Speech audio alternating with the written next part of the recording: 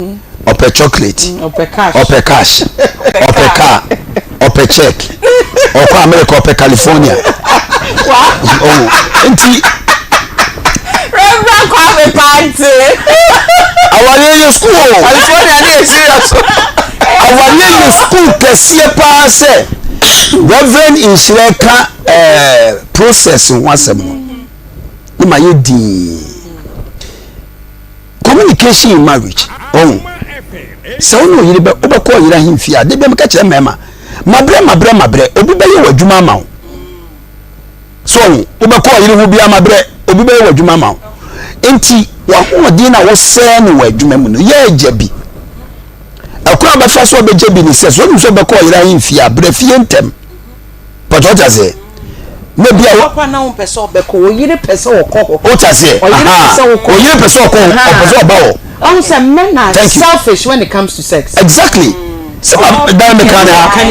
Some down the canal. Eti, medasi. Eti, you also we are say brefiantem. But you are only because a free bear night aircon. Baby. Eti, but you are only. So, down the car, what them I say. Or baby, when you bend the shower, them more up a bad boy. Yes. What I say? Me, yana mentias so do our then the shampoo on a religion. Okay, I'm a bumpire. Oh, bumpire then. Now making kind. Genesis chapter, what it is? Genesis chapter 26, till verses 8. No, Isaac, nene Rebecca, Kotna could be the funny Jera.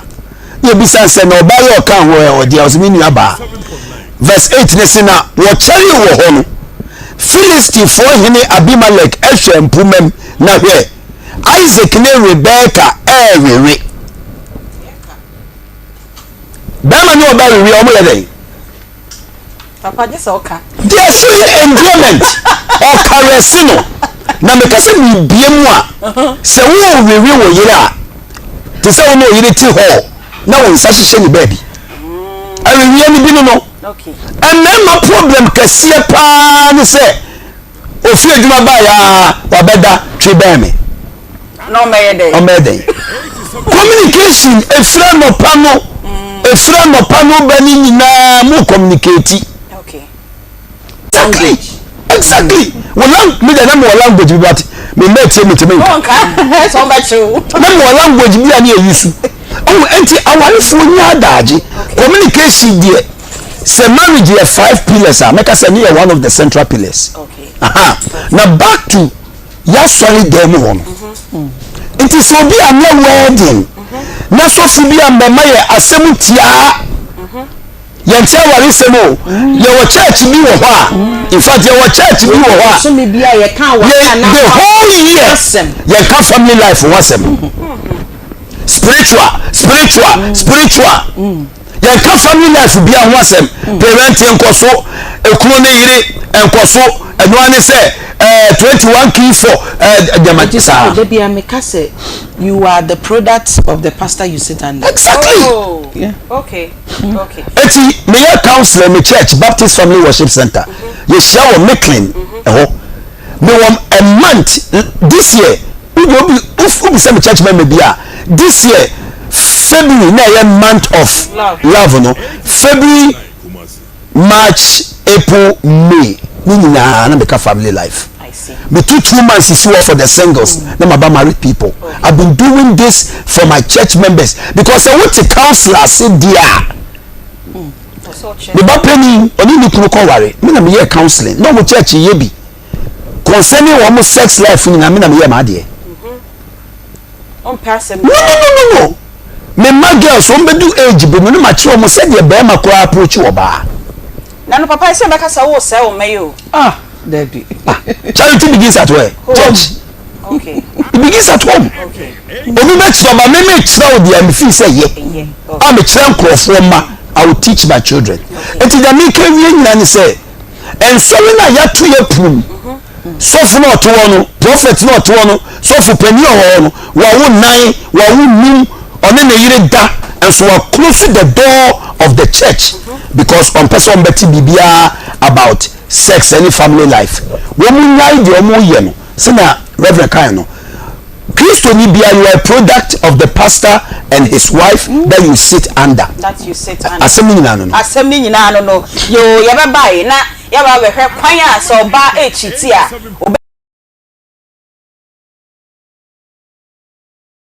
Do some married women cheat? Me da se say mo friend me. Come on edo. Ede na san so ahometi wo say every kind of okay how say cheating cheating any day. Cheating no na say boni be ka say a breach of contract. Okay. Between two agreed people in love. Okay. It is obi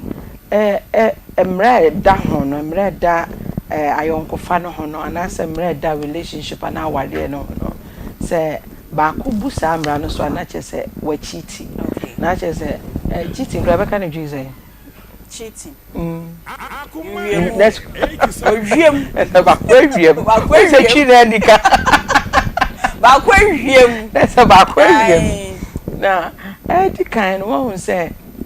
baby etete yem free ye no de. Yenim say nanka a man shada ni voice sa. Now so nyame adoma ewiase konenim ye koyenim no. Esura bia mai nti ene no manyan ne a yetumi express ye ho e wa aware mu e wa relationship ne mu na mesha see free the foundation of the relationship say edikan obi a oni obi e wa relationship mu a ade no lead to awade edikan me make it this point to say ade na nya awade a me de friend cheating me friend cheating Anya wade dia who cheated on contract be any ho I mean nya contract say be assign contract say ye kwaji sika bi anase we but abrabom contract say meni wo aseda enka asafo awrade ene gnada nso adom no bi assign asoye so e ma ye de akoma mu nsam e de ebremu ye mamu nyina good afternoon e kwan shonko so kra sede bia sabre edura baby a wo do afidie no kwato ye bia wasan echim e de abeto akoma 87.9 na utie ye na wo hwe ye enso e wo onua tv ye chiechia mu nyina ekoso a edamase ye damase a ne aka che mu se ka che wo nua nso se ensempa ekoso e wa ha ye ede ekoso e wa ha nti aya omo mu nyanfo mu de beto ha no omo fa nto ha emfama ye na muntie ensempa a ye de bremo e wo akoma mu nsam dwumedie so yesi ye dwumedie ye suade pa ye woda ye hyeda afro obi no ne ye be kasafa abrabo mu ensam ho na enenso de ye de bro no ye de obi abrabo e baba be hyew enkran nti eno ene de me motivation no so no maka chew say de bia ye tai kan say everything happens for a reason lemom at the crop opportunity asem chronicity ye ne de ye nim I say why that reason ni de ye nim but bbc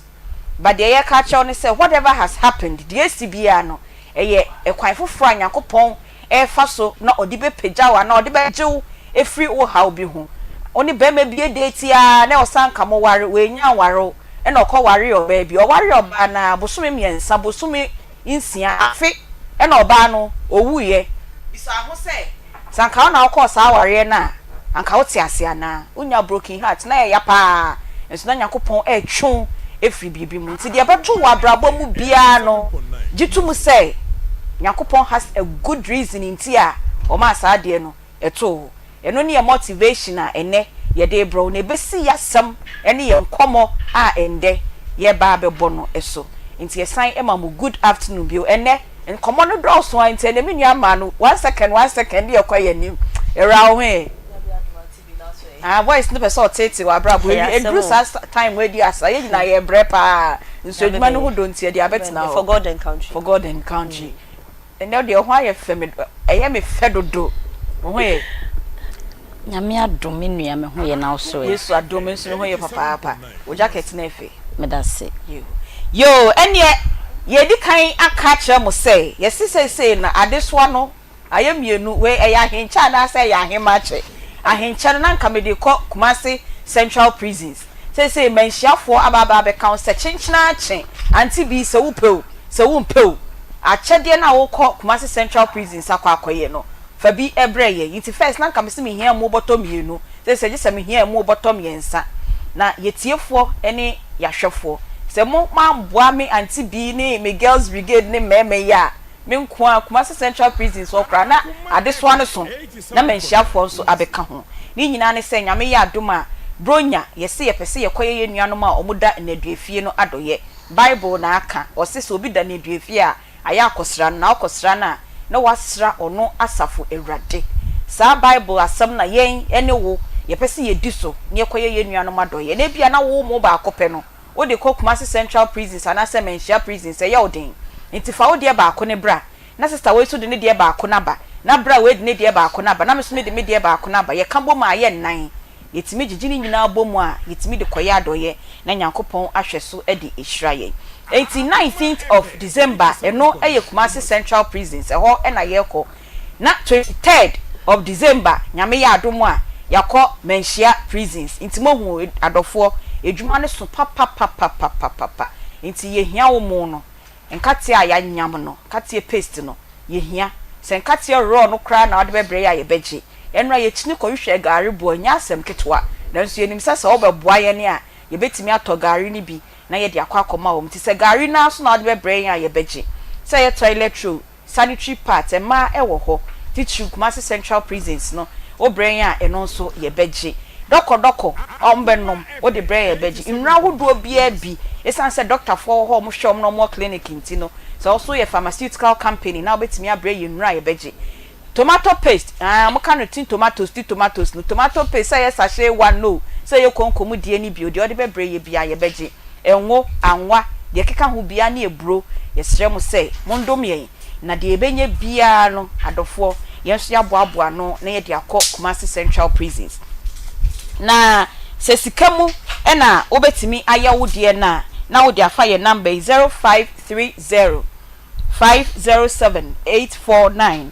0530 507 849 edin ebeba no eye Akoma FM Mr. Monshene nso emaye edin ebeba no eye Akoma FM eno ena ebeba era eno voice name 2 seconds prisons achede Aunty Bea yen kan che tiefo ne ahwefo ne yadofo nyina se man so yemu a yen kwaye ntiminye adwuma ne so but ya fatu yon so se ebeye yenim se mo beboa ye enu ntimi ye dwa to am se mo mo aye na mo nso yemu se de beya yemu beye dru mo nta ye chi na yentimi emfa sewe enko sha omafunu ma bronya eyemienu ye ko 19th a 23rd ye besa akọ tiketu abi ensa kase bia so enso Aunty medase pa Peggy Aunty Bea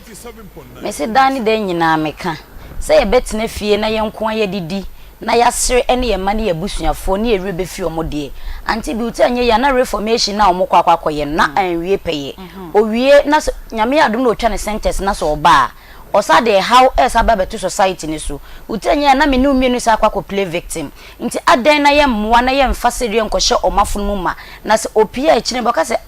ebra me da ho na Akoma FM fo baaye no omo kan we eno ene sesa amabrabo nti yesere omo ye bida ye guso ye dwane to omo kakra bia nsa baby awo bia se ofre ya homa ya ye beba baba beji se ye sika mo ase de Aunty Bea kan wo sende so a ye beba odin ya dawase nti Aunty Bea ye guso a ensa danse ye omuhu ye mobo na omomo ye na 19th any 23rd ye nko Kumasi Central Prisons any menhia prisons medase pa enti mepamacho ye number no ebia na waboa oniama no gari boto be ye 9 waboa no wo se mombeje ofre ya ebetuka ne abefa emododo obi a ode be ma ye no ye beje inro and I ready ofre ya ye baba befa 0530 507 849 edin a ebeba no eye Akoma FM eno eye momo no sa number we ya so ofre ye se oniama ye ready ye beje nso a ye baba beje ye da ase se motie no ma ya man tipegi Aunty Bea ye koya boafo hosima be bienu bi na ene ya hye yenkomo no ase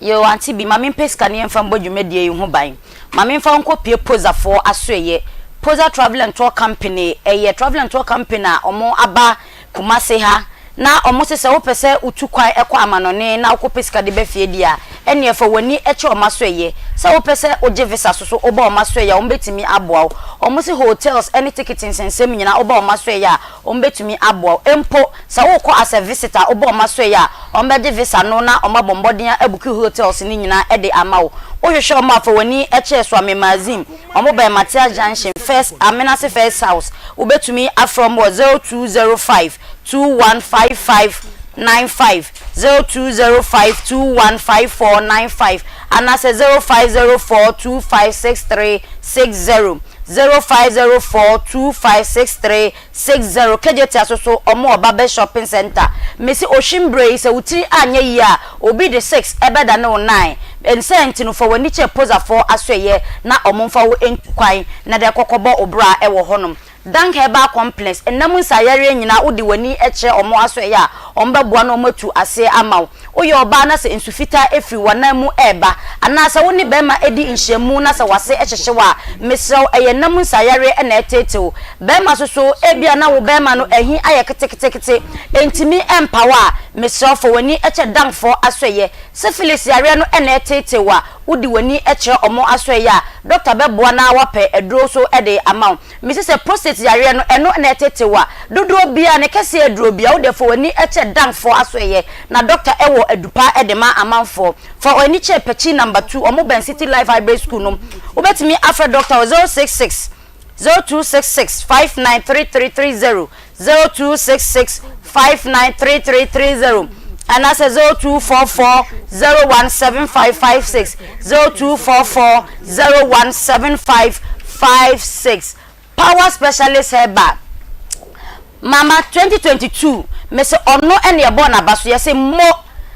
ohima wa ya de hepatitis B yare no waboa etu ase hepatitis B yare say A B C D ekopim E oko Power Specialist Herba mama behwe na watu ase e de amaw se sciatica yare no ene etete wafo wani eche mama asoye se brebo no so ena aye kese ameso tutumika na fa wani eche Power Specialist Herba dompe no na emu aye hojo anase emu abu kompo ena etete wo anase osa yare no eni wudi epinisia fa wani che Power Specialist Herba na mama nhwe no mfa nhama no entu ase emfa mawo hwehwe omo wo fe yase legbosumtwe kwantimpon so usi beso Desbo filling station anase Aya Junction Accra for so emfa wani enche kwabenya Pokuasi ACP Main Road and Atakwade so Anaji Estate omo be Anaji MA Primary School no mama esa de edro nwanwaso e de aba edwaman so ebi A2 malaria yade no ase eno ne edwa ya mala mix na hebatin heba mesha no so immune booster support GKG eno so ye memedro mema na mo mema no esini trasa entimi empemo anase sebi nkwamo no ewo foma entimi ema wo yere no onfa fro no kope GKG bi nom na eni wonsam emfama kofke so eye ewo edra etu ewa ache ase ena edua ya heba tonic eno so wona wanumu ato nyina enkope bi enom obetimi afre mama ewo 0244 544422 0244544422 anase 0200 383831 0200 383831 nedodromo okomisi heba omo emrom apidang susu ewo mrom Fredmans ewo kewo Dani Heba susu ewo mrom ena Colina susu eye Ashtown okwo hono ma ubenya bi ato Home Sweet Cereal logo eye Tom Brown papa abedwaman so misi de na sham ena ne yesusu enye ya 30 minutes udisi jaswa na aben de hia ne se ubenya insuohie na udisi jasu na wanumu a unya wasichire ene omoka fafra open chin so afaka krebi fasom na fama mmofra no ne denti no abofra wodi abosumi nsia so betimi adibi eno ne yaka ne se eye ready to serve na se open dudo mo atu afa wani eche kejetia gate 4 omobe F328 number no na Dr. Mensa so enfo wani nche C14 opposite Oson's chemist Edum pizza for and for an inch spare pass lane and Edum pampas so for an inch ultimate lane KO for so and for an inch addition market Ebuakwa offense or ton or so and a tonsu oko so ubenye bi ato Fre omo e was 0246 697358 0246 697358 and that's 0546 921728 0546 921728 grow fine obeti answer grow fine odende enye bibia no moto nemo moto mojadro edi amanfo nsem especially mai ye de yato ne di Dr. Menses if it's a grow fine abom ye Menses na entumi maye no ewie peye Menses na etete ye ma fiber yare no adruko ye na ne entumi fafuro no ene grow fine da roma na ye wo ahenasa ye wo ntafo ni nyina eye grow fine fo enro omode abadwaman so eye digital herbal fo na di grow fine ba ye me se wonsa eno na no eye otititi a kope grow fine nipa ni bi enom sa wo pese wo da na ho so da ye pade a kope grow fine nenonom se wanum so ato akope bi enom wonsa buo no entumi maye ubu nsa na waya seka odre a mesro kokope bi na enom se wedie no so eni aye prekese amada ne da nyina na wudwe ho entumi ma wedie no eni nya from dia mesro eye fi na aba omojanu kope grow fine nupa ni bi nom na mwone se wedie na ni na ifa wontuma pa esfra efisa wedie we enya atade na wakope bi e de ahye ne dudu omofo woni che misi heba omo kejetem rom apiden heba so so kejetem rom smart heba for eye oboase PFA pharmacy eye tafo kolena so so mfo woni che tafo ena Kingswalk so so eye Accra ne dudu omo betimi after doctor 0244596532 0244596532 grow fine was it makes you grow fine a man so say Dr. Menses Aunty Bea pacho ye pose anima mi biom wai menye pose anima obi mo ho mate Posa Travel and Tour Company or so what the amanfo etukwan am wakwakope adwuma aye se wo pese wo tukwan na wonsa enyenka visa wo omo asoe ya ombeboa no ma visa no ede amawo nyame ya dom na omo visa no so 2 years working permit hyehyehye omo beje ede amawo omo se international domestic airline nyina omo guso omo ye ede ma amanfo hotel reservations okọ omo asoe ya ombebo mbodi no mabuki hotel no ede amawo se o hwehwe omo chi kwan afo woni che first floor Amenase House opposite Matia Junction so amazin anase kejetia first floor Barber Shopping Center Morocco Adechimai ubetumi afromo 0205 215495 0205 215495 anase 0504 256360 0504 256360 Aunty Bea yo me das papa Peggy say odi yaboafo no nso adetonde no ababa beto yanim na wotwe mienu ene echina pepepepepepepe ena yenua baabi eye Paulina Kwache wedi 19 years obaye ordinary ahosem ebeto yanim pa se abayo a wesiso na oboaboa no ho se nka obekọ teachers training wakwaton wade se nia oboaboa sika no wakwaton wade na obedru fie nwumbre na ne nemu ehyehye no ne maame etwetwe kakra sanke be ya ne nan ne mu hyehye no ebejai eno ano no na yenua be ontimi sorry enanti biem na obaye no ordinary hosem beto yanim no aboafo mo boa ye papa ne ka se ye betu ho anamon na ebia ne nne na obi etie yen na ohwe yen ye pese etie Pauline enum asem kakra bi na afei anamontu a yetu edi afa Paulina ho fitina otwemienu a obaye no bepem saa brei no ye de atomanim nti ye koso ehwehwe Paulina ne no ne yabo esanse ye pese mu hu se o sabio obi de nasem ba ha enye se obekan ya ne agigi skase edi ama no wonko yankasa ye bo anan edi akire etu ho anamo nti pese ye ma yetiefo ene yahwefo ehwe de Paulina na abaye obekan ye ena yenso yama mu feedback de kosi ye ne yehwie a ene ye nkomo na ye bebo no ubehu ade kronti a ye pese ye de saa nkomo yi ebehye Paulina na nkran ebehye obi nso a owo saa sabio tibia no mu nkran na ehye me na ehye wo so nkran na ansa na ebeye ready no ma ye nche usikai fa wo phone no yo ye se aye ready nti ma ye ntie ye beba sese ya na ya betoa ye nkomo no eso nyame adom amini se President John Dramani Mahama mission say baby a otibia baby a wo bia bia o hwe bia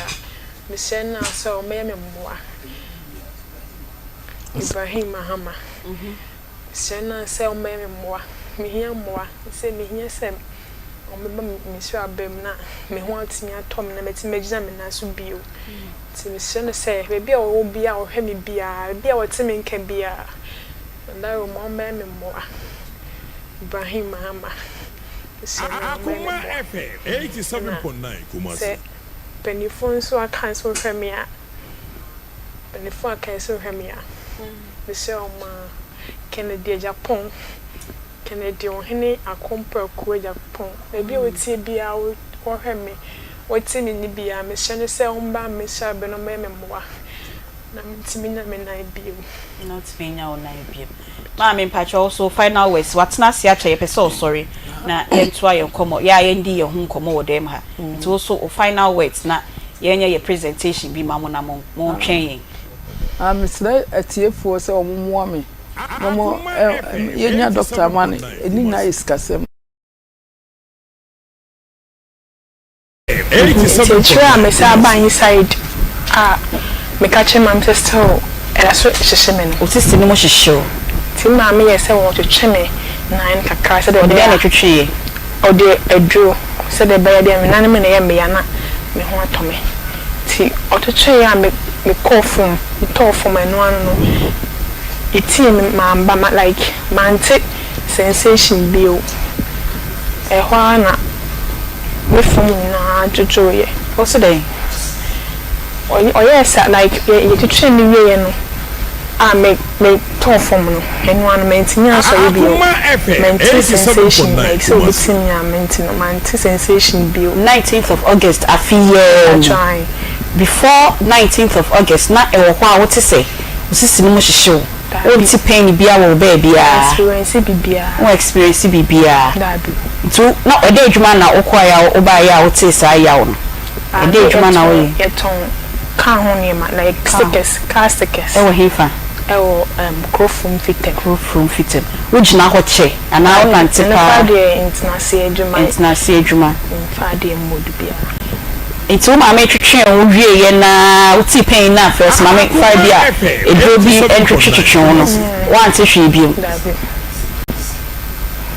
na say me form na adojo e from intimate na na so intimate na so itimi amente na felisa meju so my felisa me ko toilet ti omo wa she me de me ba tafuji on the 20th of August no ti me call tafuji and so omo from mode no mo refer me call G me call that emergency for 2 days now almost had me call D5 ti me that D5 for best 2 weeks and so 87.9 now pass on catheter the first amount catheter to hono mo and so me so sana omo chom be say omo medru ametim dia ko toilet mentimi anko we down for 2 weeks 3 days omo say me drop doctor name me catch me say transverse myelitis and so omo run a text chime chinsu yo hwehwe mo gem omo cause bia so omo cause am be treat omo cause bia am be treat me dey into maybe more gains here, ebe mo say spiritual, omo Akoma 87.9 Kumasi. You discharge me na me be na. Me ma me dey chini sa, o da na nam sa. But since but for now boy no transverse day myelitis. No omo say no e dey area. Omo say inflammatory disease bia like spinal cord and the cause. Nti spinal cord ne cause say onya cause be treat e bit me dey infections e bit kind of infection e bit dey HIV ti say onya cause be treat na me dey no omo yima dey say transverse myelitis 87.9 Kumasi omo cause bia na oye x-rays ne scans bi ne labs bi a still moment me hu say cause na this myelitis na eba ne no ni me could try I don't know 20th of August na me get me call tafuji me could try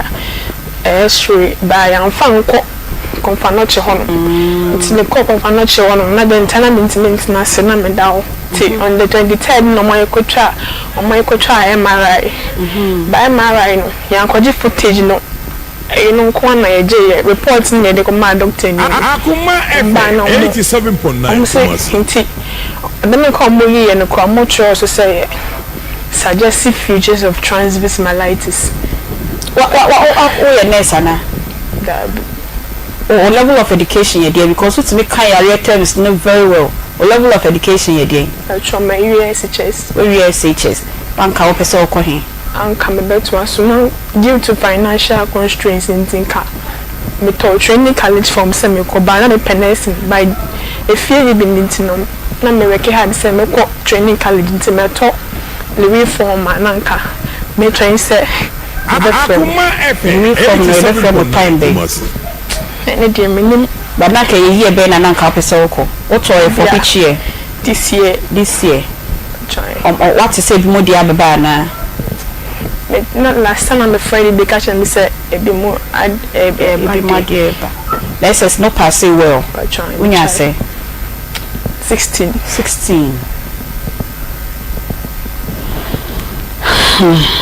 twas money within 2 weeks within 2 months I got 3 months in a day me sick am bound say me dey school now. My suggestion Akoma FM 87.9 improvement bia even say me pass one physics crime and bread you remember say me pass one physics and me never show me sa when I better show me never show me pass physics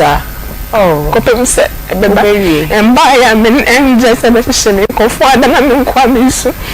yes I you baby and then free back. Let us must transverse my light in some more cause my mention. It didn't work or be a candy. The dear be a candy. Madame Akoma FM. So, I'm pending that with President John Dramani Mahama. Miss say, maybe I'll be a show me beer. Miss Senna saw me more. Miss say, maybe I'll be a show me beer. Miss Senna saw me more.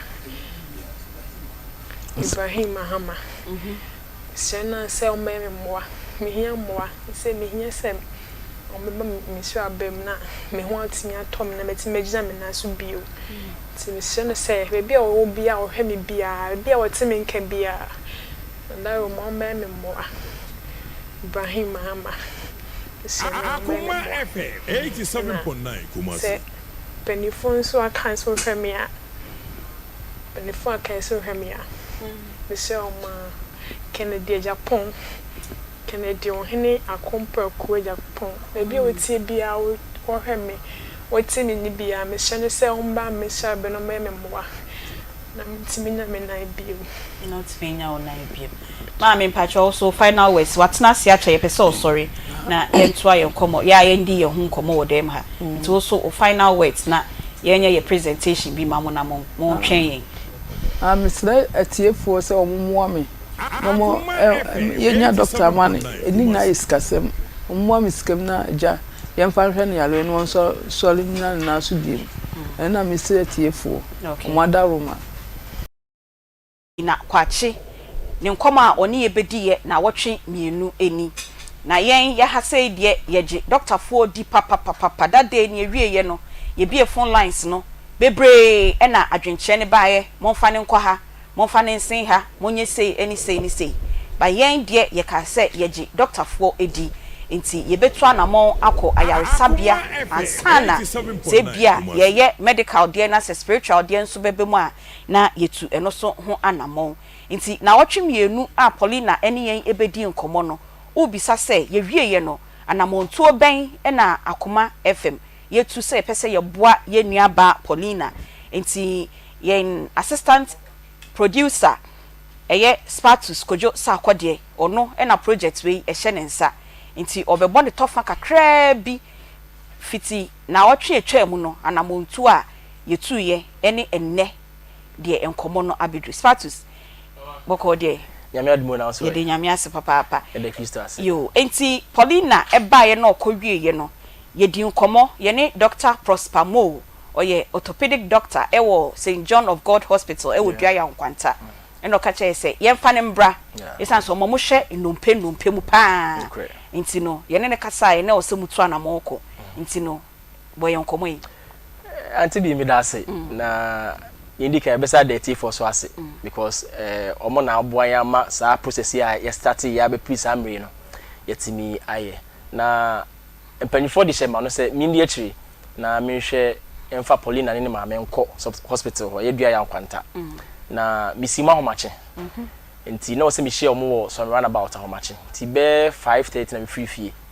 na me ko share omo ene 2 year ti 2 year no within be 2 hours 30 minutes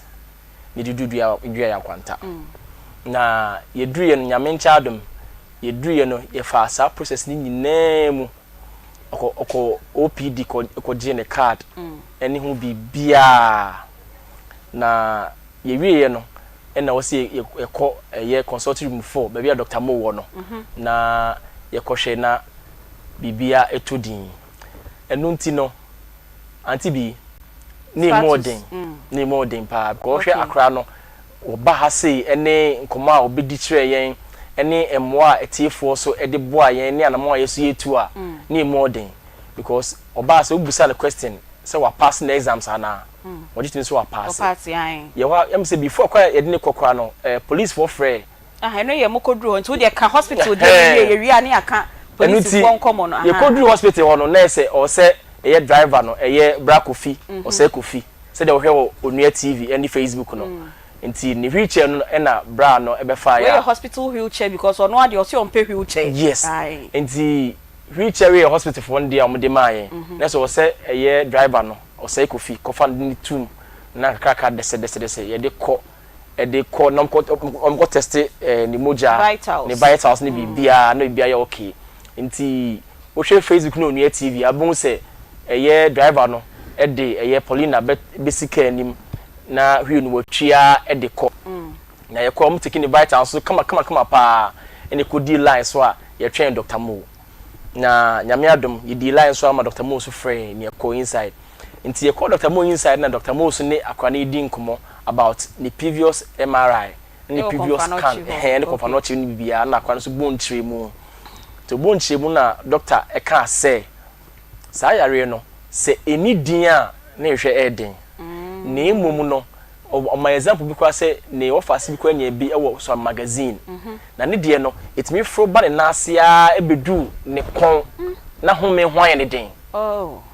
but ne office ne wo yare ne wo din okay to mu trace ye no man ne draw ne physio ni kakra saa na e bra say wotimi nante okay but we ni de na according to Dr. Mo as a time am call na yenye hu yare kro ni din okay nti oye na adwen say ne o de beto physio so to direct ye free on the consulting room e de call physio me ko physio doctor no mo ne din komo na physio doctor ne din komo no oye na adwen say o test Paulina to ka chen say on kate nani nti o kate nani a na watini nan obisa say wate o se da bi onte onti bibi on nani na watini nsan o se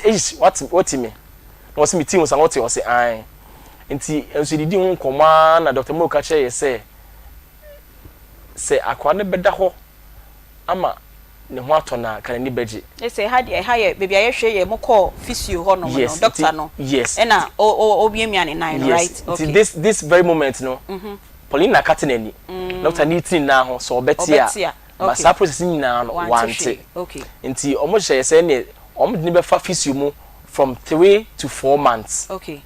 no ada ho ama tembia ko physio ne akodushu ni name ni ama ni no ni sade nyina for 3 to 4 months no mahye no na no kre omo ye sa process nyina ma akoso abifi time abifi a week to china yeah okay nti say no the akosia ne say o go through process no em say wako Monday no ko last week Friday no ko Monday nyame admo china kra obesa say in case obesa akọ okay nti Aunty Bea dia Paulina dia bedru ni nti empaibo eni nkranhye na yehye se nyame be ya adom na adom ba adom so na bibia beto yi na akwa no etimi saa namness na won ne ma wonte eyi bia no watimi ate all right yo eti Spatus Kojo Sakode ono ye na assistant producer for Akoma mu nsem ono na project we odi ekire ede amaye enti enkomo no bebi a aba bedru eni na mom ne ko ene ne ba ene na namontuo ni nyina aboafo bo amobo aye no ena yetimi edine call hospital. In fact baby ana obeda no na e wo say ya ye pe baby ma no hospital no e wo hostel la woda ho no ma e wo say wutuaka nti oni omame no na bia nso na wo say yetuaka o betimi ada ho edi aye physio no. But unfortunately there is a new development akoba say e wo say Paulina esan eba konfu anochi ye try say ye benya Paulina any omame e wo line so na ye no edi enkomo na in the course of last week night if wo mo be kaya omo to police form some person omo ye police for no ye sha say ye frefre wo mo say omo be ye medicals na omo nhwe so omo ye medicals na so mapo mudin no e wo hono mo a na the next process no omakoso arehosem that day ni yina ye rehwe Paulina frey say police for afre no say ombra na ombe medicals na the condition no enti no enya de a obetimi ebekwa akoye sa medicals and de sa da no eyesu e wo phone no so papa say to forms mienu teacher for de e na police for de e na say police for afre no but say the situation no ontimi eno entinda ye nua bai ni nan no ahyase huno ni nan na ahyase huno e na scan na no omunya MRI report no from Confanochi no Dr. Mo ejina so ama Confanochi for e di MRI results no e bae omo hweye na chese ade no enjina ni nan no e ye ne spine e na say e how aba ho nti o say omo san ebo anamon e san ba Confanochi nti me ne mo e ka say Paulina eni o maami efridua ya nkwanta omo nam kwan so eba Confanochi no maba be hu doctor for omo so ehwe spine ye ne bedi enkomo na obisa say edie nti na nne ye pese ye di sa nkomo yi na papa panyin bi ene ye de na ba ha sei no obeye nkranhye e de amame e de amawo e de ama Paulina eye Honorable Prince Deborah oye former president Emma Federation of Disability Organization ono ena ye ne no edi enkomo yi no osan eye government appointee Honorable no kre e wo kwada so municipal assembly na miami mbisa papa sebio oti bio mati sen me pese ono aka oka wie a na enkomo no de aka no ya toa so papa good afternoon ba cho ho ye de Krista do me ho ye pa ye de nyame ase papa obi bisa me say e de na me kasa bebre na mpesa wa sebio o ka oti biem na ebesi enkomo a ye de sha ase no metia me hu say do stage bi no gia ho me ho ye na Paulina ba ahoma no so my ne Paulina ending komo kakra bi ye wi a ye beto aso e wo studio ha no Paulina hello Paulina Ntibi wo de esu na me ni send me be fro sa brin ke no voice ye et say Paulina et say Mami andumo yo yes mo nam kwan so amoba kumasi we hu yo enti edie nkomo na doctor no wudi ye ansa na oka che o say yesa mo san eba Confanochi no okay me say me dey no transverse myelitis the detail the time no we treat me for o san eba no mo treat you for I think I say no I say o di mo na won to so mind say me say aba no we treat me for o spine echi ho baby na ho atochi ma we hu o someone sign back Confanochi na Confanochi mpenyufo specialist na nhwe o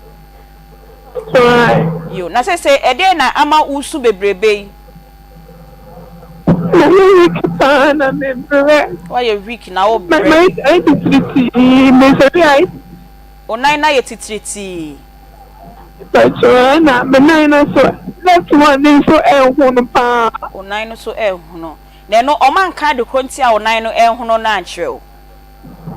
baby the call hospital mo say mo konti hu no na mo ntimi mama ju robia no men child scan bia bio me wo apart from physio na o mo share wa say ye no but o mo ntimi scan bio okay yo ne ye de papa bia ba ha ye pesa ode na brabo eye nkranhye e de ma wo ye nim sa wo nam kwan so a mo ba but se mo betimi a mo de mo ntie na ye behwie no wo be pepa weni ase ne suo so wate na nyame ya adom na mo bedura Confanochi wo no nso ye no nyina ye ba be hia o senia start to scam ho ne mo call St John anopa ya e na ye nya nkra se o sa sign ba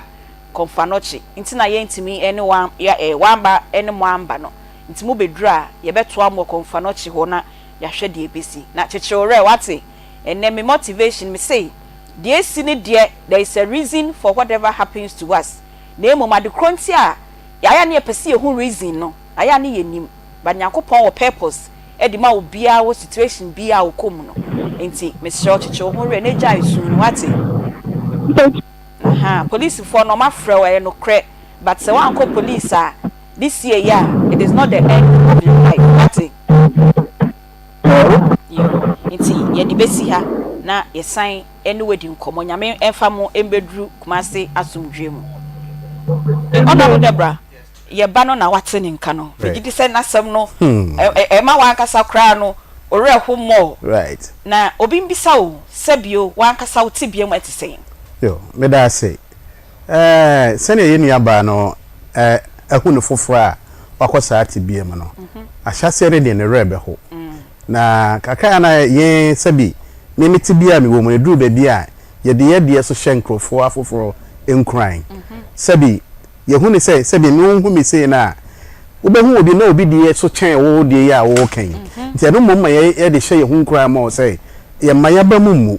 se ne tibia no eni kwase ye maya ba mu bu because ne tibia na wo fi say wo mu na wo de no ebe ma wa hye ho so ama wo ntimi an hye ho so kra wo de ba ya de bi eni kwase wo ye no hu obi dia was an se me de kra de yesen me nue ti no ya ho ansema se bi da ne da no ye de tu ya ho fo nti e ma mu a prison for sentences nti no and obi de cheche no obi was me dey 1 year obi me dey 15 years now compare no se wo de e esen obi enche bia ye ne Dr. Grofine ebedi enkomo na Dr. Grofine enya embaye honorable obedi kan ya hyase o me de me hu sabio senia wo site obi pese ohu senia wo site na kwan ben so ena o course tibia ni mu na yen start enfem free ho me da say senia odi ka no yera awofo na ne bema ene hia ene ye kai ho bomu ware ena ni gie mu ye de awo ye ba odi kan ti saa na me pame ana me papa awumyi ni na both blessed memory me ma me afri mu me papa so afri mu na me ni abakan a me ye enuanom enwotwe na sabi obi e kwa ware ni gie na ewo mu ni ntino say first bonds there ana ye nsi ye form but ye wo me no papa ne ma me ne wo me na ni gie kwan so abusuan nyina na abusuan me ma me from ni papa mu from obi age mo first so ne oba eba abusuan mete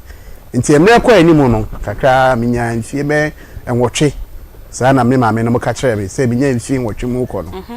na me yare de abofra bia ni ho ana ho hye ne saa yare nkete enkeka wo mu nti ebi ka me saa na ma wofo ede me call hospital me papa so me kasa no ye soja ni Ghana Armed Forces uko soja la ya danku enkura na wo saa baras wo na hobi ne wo me ufura na ukọ bantama astarte bantra nti eho a na ede wo me nti minya mfie nwotwe ni mo no ahohye ne saa yare nkete bi na me papa de me call omo hospital MRS soja for hospital na wo ufura na akọ emergency wo no aha eho ene ede me call ye say yekope ayaretwa ama me ti yekopa ayaretwa ama me no ene say enuro de ye ma ye nuro yare bi ho ye beba opane nti true medications ni bi wo no ene fa apane mu ene ede wo me ye wo mpane wie doctor hwe me awie ma wo fo de me ba fie ye de ma ba fie say me ba me be no mu nuro wo fie ni ade na me ho ato me no enu me na ma wo fo hu say me tibie mu sesa me tibie mu sesa say afi me ntimi nyina me na ya esa metimi de anante abofra wasi so a se bi maria anante awie de e na e ba afi de mintimi me fom no so yesa ti na afi ye ma me susi ho a enye ye edimi gina wa nye ye na afi enije na wo fie no e dane bibi foforo se na me nua ba ne kana sebo na matibi no nti saa bi na ekoye ti na edu ho na afi de se awofo epepe ekira kwan ye de okonisifo so ye ekire wadru obenante obeyesi doctors ahodo hospitals wade ni abedi akonia ba mi mu na bem obi nim bebi ga ne mu afire beba me de na meka ti me so me de na ye pre ye na akudu bebi no na ye se akoba ne sa akoba ne se enya de a me nan no metimi di agina anante se abofra mesi so Scientist or move dim family na me kai bi you ba kok sa time konfa no che edan ya ne excellence na dan ko esi ne foforo yi a champion time e to ne foundation no na me hu sa dan ne foundation ko sa me ni mu na me hu no say me papa mo prayer yenya moa no na se me ko school nti na wo de me ko school so jala hwa o yeso jani nti ho na me start school me madam ba ko kra da so wo sisi anti Monica ese menya 50 years mama da so kira de e nursery school ho wow babo me hom pem se da achi bia me pekwanya bi na makoshira mama no e bebi anyankopɔ di bebi bi nti scientist na omode ne fe no so ye de me ko ho doctor say ye de physio no ye betiti wona ho me say ne de utimi na ho amete okay wo ye me date me de ensa papa de ne more no da for na mu ma ho say onya atenka na ye adwuma wo bete me de mete even me finger me toes no mitimi eye ni bibi kakra but as to say me mama me na no so say me mama na no so say no eno ne ade a me so me de ni sinto ewom yo honorable Debra ye mani sifo a eno ne usinto a ewom so it means that sebio yan wo ebra wo fa wo nan mienu ni nyina beka say na untimi nante wo nante ya to age 8 yes please na yare ball ye ko opa ne ma undo afel ba fia ugina hwa untimi nchina when buabem we achiever nti ade kra ama honorable Debra wa ma ne tibia de ngu na bem no ye achiever no ene ye pese de ye nkranhye edi ma ye nyina na me call Dr. Grow Fine last week me man assignment bi me ha adwun o no mama na assignment so no me make sanfa blood clotting ho Dr. Akai nti ene o kasa na obekasa de nyina ya fa blood clotting na wo ma mu ye bu ye nsa se ne nti a clot no kama ye kakra wa ma yanchia wo de watiefo na sade ye papa ekan enuaba no so ye mu ma rehemu se bibia ni ho a enyameden so de se yakopon wo butaye a wodi tia omo obia ana nipa yare ana se de beye adaache wo so beye afutufo ama onipa dasani nti ye mu arehemu se bia be fine na da bia ba de tia ya to ya drori din grow fine nyini kama nyini fefefe no eno ho asem a ye kan se enipa yenim ochina de beto yen ena yare ebobo yen so emu be 80% eye preventable that is betimi asia no kwan na nam se yenim yare anani padua no kasa kire enti ena mre bia ya na yare afuyen mu na da bia me ba me kasa yare anani padua no okasa kire yen na ya ne yenti ni padua de kasa ntimre bia ma yare efuyen mu se de okan ye no ye beka moja ho asem se de be ya di padua no ebe fine ana obi ya bete ne ho ase de tie de se Nyankopon bo nipa no ohome mframa gu mu wie no na odi emoja gu mu na emoja odi gu mu no eno ne somafo a ekọ ni padua no akwa nyina enti se ni padua no akwa no na emoja no okoma na aduane na aduane odi ma no nutrients vitamins eno na mama nipa kama na emoja no so onwa kasa na wo emoja no emoja wo Nyankopon de ma oba sase we so no enu grow fine to an baako e free sa bread be pim ne no 1 gallon sa 1 gallon wa na wo ye enti nsu a wo nom aduane a wodi ekofo me ye ade efe de plasma ena ade bi chim gum efe de platelet eno na sa ade atwa wo se boja ni nyina begunugu ne moja de begunugu nti Nyankopon ayi sa platelet no se de be beba na ama akloti se de be ya emoja de entimi hwi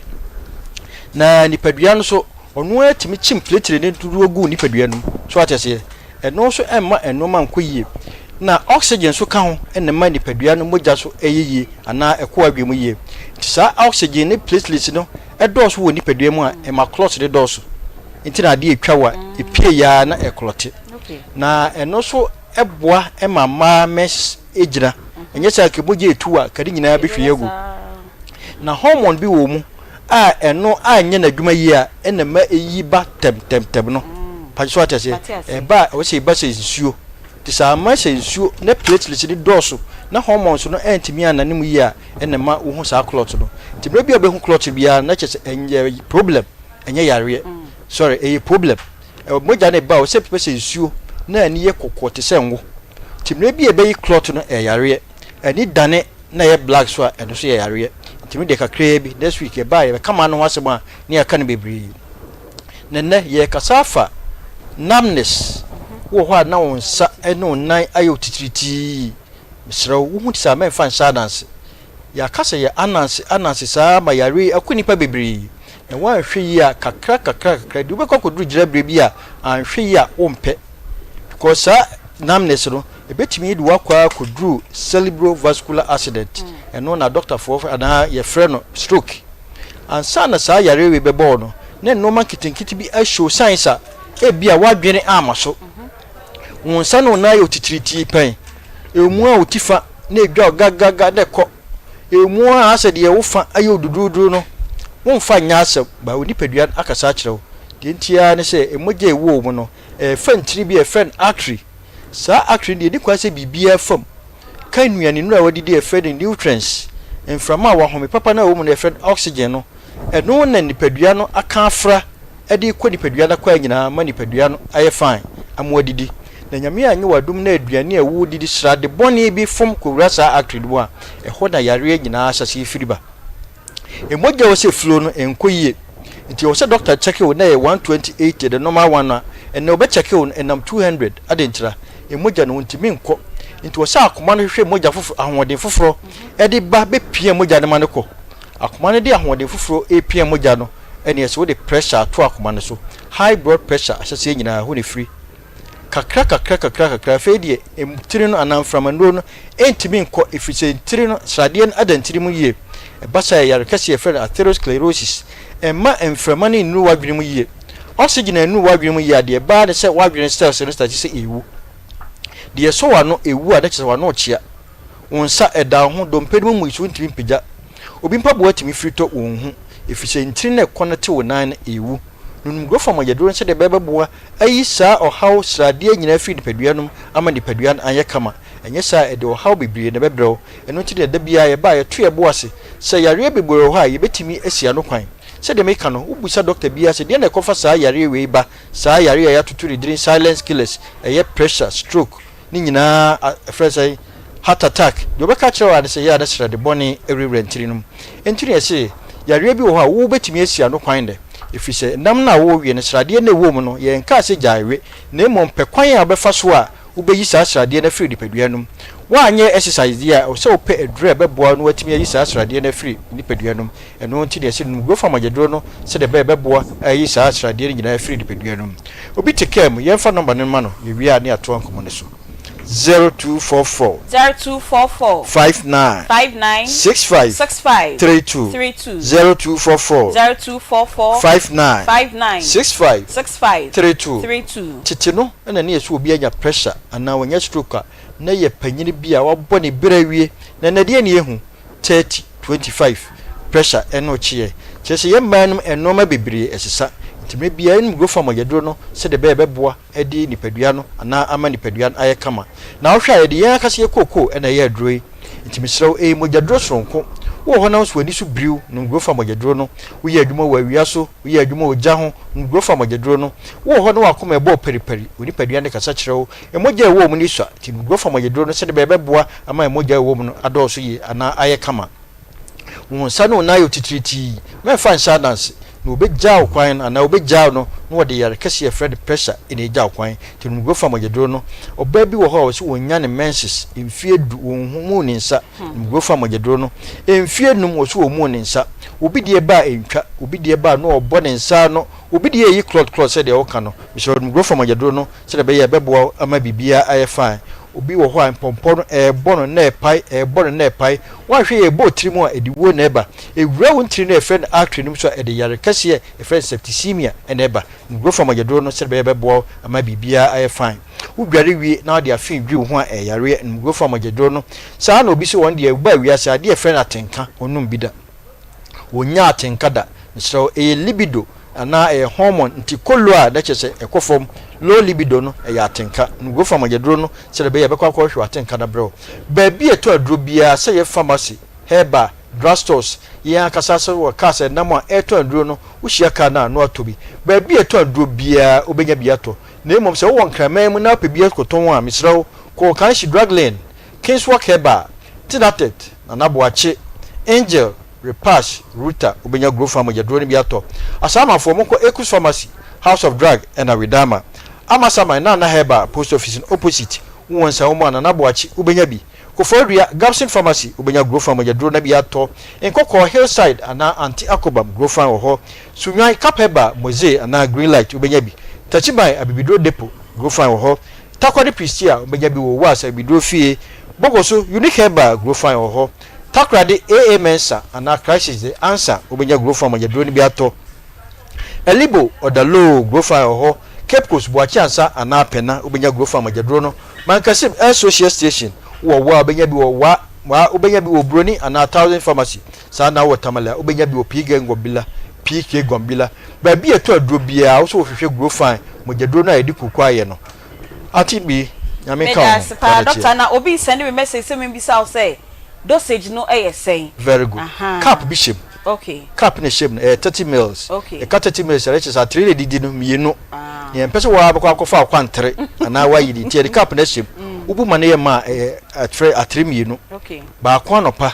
ba kwa awia ba kwa nwumre nti cap ne yira na wafa 3 mienu anopa mienu awia mienu anwumre ye bie so ana edi atria no de enya advisable okay yeah, that's it papa eti Dr. Grow Fine number ni biom 0244596532 ebeboa ama o menses no ayeyie na onsa eye otitiritie ne wonan no eno so etimi ayeyie mayenko cash out na ekopesika kakra efatu botom na mamenka o say honorable Debra ewo ha ne nkomo ne de afa kra ena ye sha ase ye pese nne odi na brabo eye nkranhye edi maye enti enyiwe fidie no enfemfri ha ye gisika keto bi ye ba enti dial star 439 hash star 439 hash na epic number 6 eno eye Akoma FM na ubehu se ye bo number no ewo ye fidie ni nyina so na udiska ewo ho oto ba ko bi a eye 5 Ghana cedis enti dodo obeto no de ewo wa oboto obitimi to ba ko na wonya 1000 Ghana cedis na bi musu enya 500 cedis enti eye Ghana Akoma Sir John o cheska ni bi ewo ho Akoma mre ye cheska ni bi o ansa na Akoma Sports enso ye cheska ni bi ewo ho apomuden bre eba so efiade anwumre bia no nso ne fa ekopem se no nkono ebebo mabna etna na kwenwem na oni enimdefo ewo health sector no edi enkomo efiade ebe so ye di nkomo a emu ehwam ebebrew ye Akoma 87.9 ena ye bedi enkomo no ewo so afen so so pesa oye adwuma ewo gas company ana airport ana say airline foni mu bia dia school e wasa okwa ye Anchor Aviation and Professional College Anchor Aviation and Professional College eho ena ukọ ana say obekọ oye courses bi ewo travel and tourism airport operations and passenger handling cabin crew ana say air hostess for no ochire bi ewo ho ena health and safety management and also ochire bi ewo ho say uko school no afimu wia na wase ama opportunity a obeye practical attachment enti wonwie no na waye pabne pa ewo field na uko sua ade no eno ane say wo wasi ana say higher qualification bi HND bi ena wo kra obetimi ede sa school yi o ban so a oye birth certificate ho adwuma e na ope passport show and also oko Anchor Aviation and Professional College and also oye bi edema o main campus no e wo West Fijai Takrade oni Dr. Amwa Clinic no e na eye enhwanimu in Crime Distance Learning Center no e wo Joylink Travel Consult Premises e wo dom e na oye online studies enso ewo ho nti fa ho kodom Anchor Aviation and Professional College na ekoje adesua opesa oni omo edi enkoma omo number no eye 0244886929 ena 0200132346 BA Ventures enso epe enkofo eni omo aye adwuma nti se oye obi a ope sales and marketing adwuma eye dia eno ansa odo ho bekwa akodan BA Ventures na busome obetua oka 10,000 Ghana cedis ansa na wasen ma bonus ede aka ho transportation so ewo ho ede ma omo eye adwuma ewo ho ni nyina frɛ no ewo 0536790617 ena 0598921817 Honorable Debra Pacho yembra ohobiem enti afe oba fie wo hu say sebio nantie mu no enkoye anauntimi engina ho papa ne maame de wakɔ bebi also mo do kɔ doctor for etitu na mu ene ade we beka say na efie ti say that time na one kasa so 8-year-old na say na wo hu de ekoso ni nyina yeah me da say say na me kasa no efie de na efie ye because me maame no ne be papa no ehu saa tibia na aja oba panyini na moduru saa pempenso no na sabi minua no mu aidi machi satan na yasa wo minua satan me maame no na awo no timi bobobobo so pa nti no ni odi machi kura no wa cha me ya no me ne che no kura bia mfie ba ko ne fa na se bibi santi ne bobo so nti minua no aidi machi ne ni odi nachi na eno na maame de kai se sa bia no na me hu se sa bia no na me hu se na ye disabled nti confirmation bia me ka se ni si sa dan na ewo ho no eho na me start share me first caliper enti pacho sa picture we dey picture me sa ta me first caliper ne crutches a me share ya na afi no menti me ananti course na me ma me di machi ne ahuru say enya de a metimi ananti enti ho no orthopedic center bi ho ai me hu mo sa dan training for no yeah sa no enti ho ene start here that day a de share ya nine ni bi ma me ene me crutches e di kan a mitimi e de start say me de nante e tete mo sa kwa no so that time no we dey say oh hear me age dia cause me nya ntete no me nya symptom at the age of 8 years until the age now at this time it take his picture in there I escape me kakra cause even say even 10 years I was then time no near still na in share calipers no na ma wo for that so de mitimi enim say eni da so ho ye ko dunsifo ho ye ko we ba bia kofem say me de nyini ya duru ba bia na afi ye hu say saa nete nti say ebusuan so masen ne menua no ma aka ya be ka me ho no na ye nyina etimi gi etum na ye tena fie cause ne edu no ye hu ne say nante na mentimi nante enye sofo bi na e be bompa ya mama nante ana say bibisa okay that time no be dada ne mama sign do call ye e ma omo confirm say eden ti na ama wentimi anante biu omo opa ne bone ana yo ne ko ba mu ne say the end result ne say polio polio because me so me gidi say ye wo abofra sa vascular diseases ne sa ne man nyina no ma wo for de me fam but I never knew say emu bia no polio benja kwan afamu ababe so me mu sa bre no enti na cheni hu yan say ye polio enti ande an sheda nye ade bia e kire me so say ye de me ekodam hospital ne ya afenro so ne ade no ye hu yan say polio ne ye yan say e say de me fedunsi for so we ya eni no de ya kire me bebre e di bitimi kire me na ya be dru me sisim na eduro no ye wo no me dusifo ni bi me kai enu eteten hama na na distributor na hwentia ne kakaduro ne ade afra ne ade ni nyina abefo sa ne ade fam ne atebo de ha ban ne ade ma ne ade akyekyere na wo da ho no ma akopem sesa na nsakora na eduro no be wo se awo ewo ho na awa ye dry ansa na o ma da yi afiri ho ne asa ye ofofo ade akyere onti no ya brɛ o sisie mu ye si ade no wo ni sisimu obenante iti film sisimu ha no de ya kyere meduro saa bisi me na ase ya kyere wa odafa ako saa odafa ako obekọ toilet ani ama so de wa kosi kuraba so wi ani asa do aba beto to say eduro ni ye ohun adwuma na ya no duru be mi so ane hene bre wo me kai nyema bebre wo so ntimi nti eduro say hamama mo na ye dry no na ye ohene enti no eduro be bi no ene ahomache be no dumienu donko ne no mienu mi papa me kai papa de obi kura che na duro bi say waduro ya be waduro ye wo mi no ana wadupa no na odi nsu abegum na odi esibosuo ma ahomache na no o ma so a na odi waba na ye se onhohoro na odi ba hohoro ho saa si tese mafa ne ma bebre mu enti no ye kosi ya ne se ne aduru no ese se ye ma me pe adesua na me ko school nti ma me na mi papa de me call so jala school so oda so sisi se wo book have na ba ayi won ma ko for emergency won say gata bi da da bi da so no sa primary school na wa mangudu e bi so ma me ne da so try de sisi ya why are they pa so the same class na o try ya ene medu wa ye penyin but senior teacher for the o kan o mu nyini senior teacher sa na o te ya me hwe won so wan ka sa na time na wo ya akra no na waji atumu say no dia ya na ye na say na wo accept with new condition na wakomu no right me ena say me ma me me papa ma afọ ma mfa eni eye bi mi amto no ye hu ne say me ye ba enti na emoa bi amode beboa me say metimi aye independent no nyema bi a metimi a tretre me say wo bedware wa be ye ho ade ne ade kire me sa ne ma ne kakra nti ma anya sabi bed na sheda ma abusua sa ne ma bi ho ma ne na mitimi ye no kire me ama mitimi ye ma me say no mitimi ye ne ma bi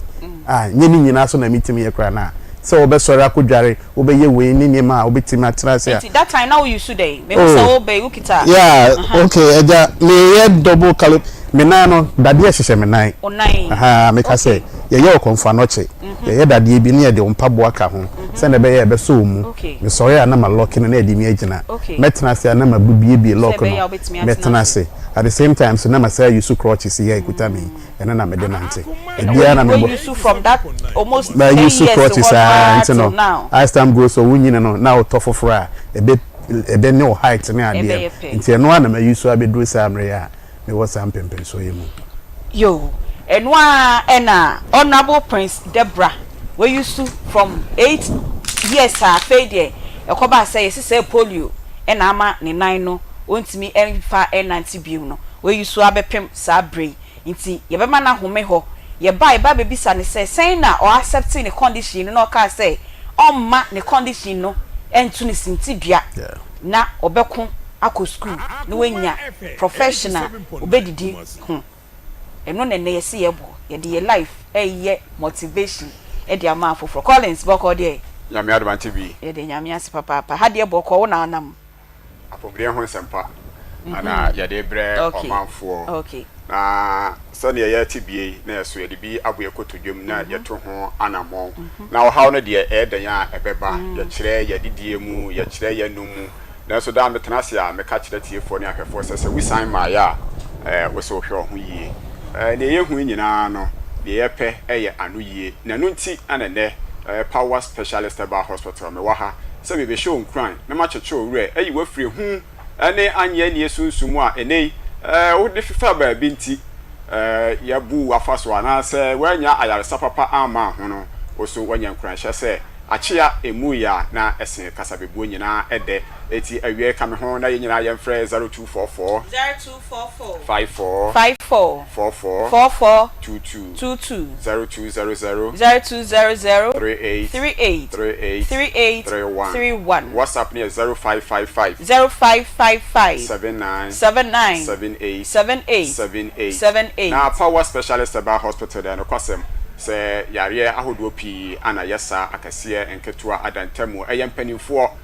nkwada emrantie ne mabawa hospital eti yare bia eteti woni padua no mu a ompe no misrawo wo de bedan yen a ye behwe ne aboawo yare hwehwemu mapesa fata na no achi ye di aduro account na no ana bi se ayaresa no yegumu ahodo a na power specialist about hospital yenso so ye wo yanimpa ye eti yare afen se hepatitis ne fatty liver yaboya basobo ewo ho a na yedra ano onam hwehwemu pa yetimi ye ne yesasa yare we wo wiase afa na nyina nti ana yehu yedwuma pa aboyen abaso eti wo house abi ewo so na wo so obre ewo hepatitis ana fatty liver yade ho abra asrade na betetale brebo no ho ama brebo no esi apini efi abetena ni paduanum infections ede ne ho agimu amene wofu aho ayekese bibini na mu senyensan na nso onyem omfe eya wuya etutu wachiri bremo waposo nyina eya wo mre mese aduane entimi enno wo kon kire se ne eya wo ahohina begya wo so no ni padua no ebre beden watimi atibia di tida nyina no na osotia na eti fonwa na ofon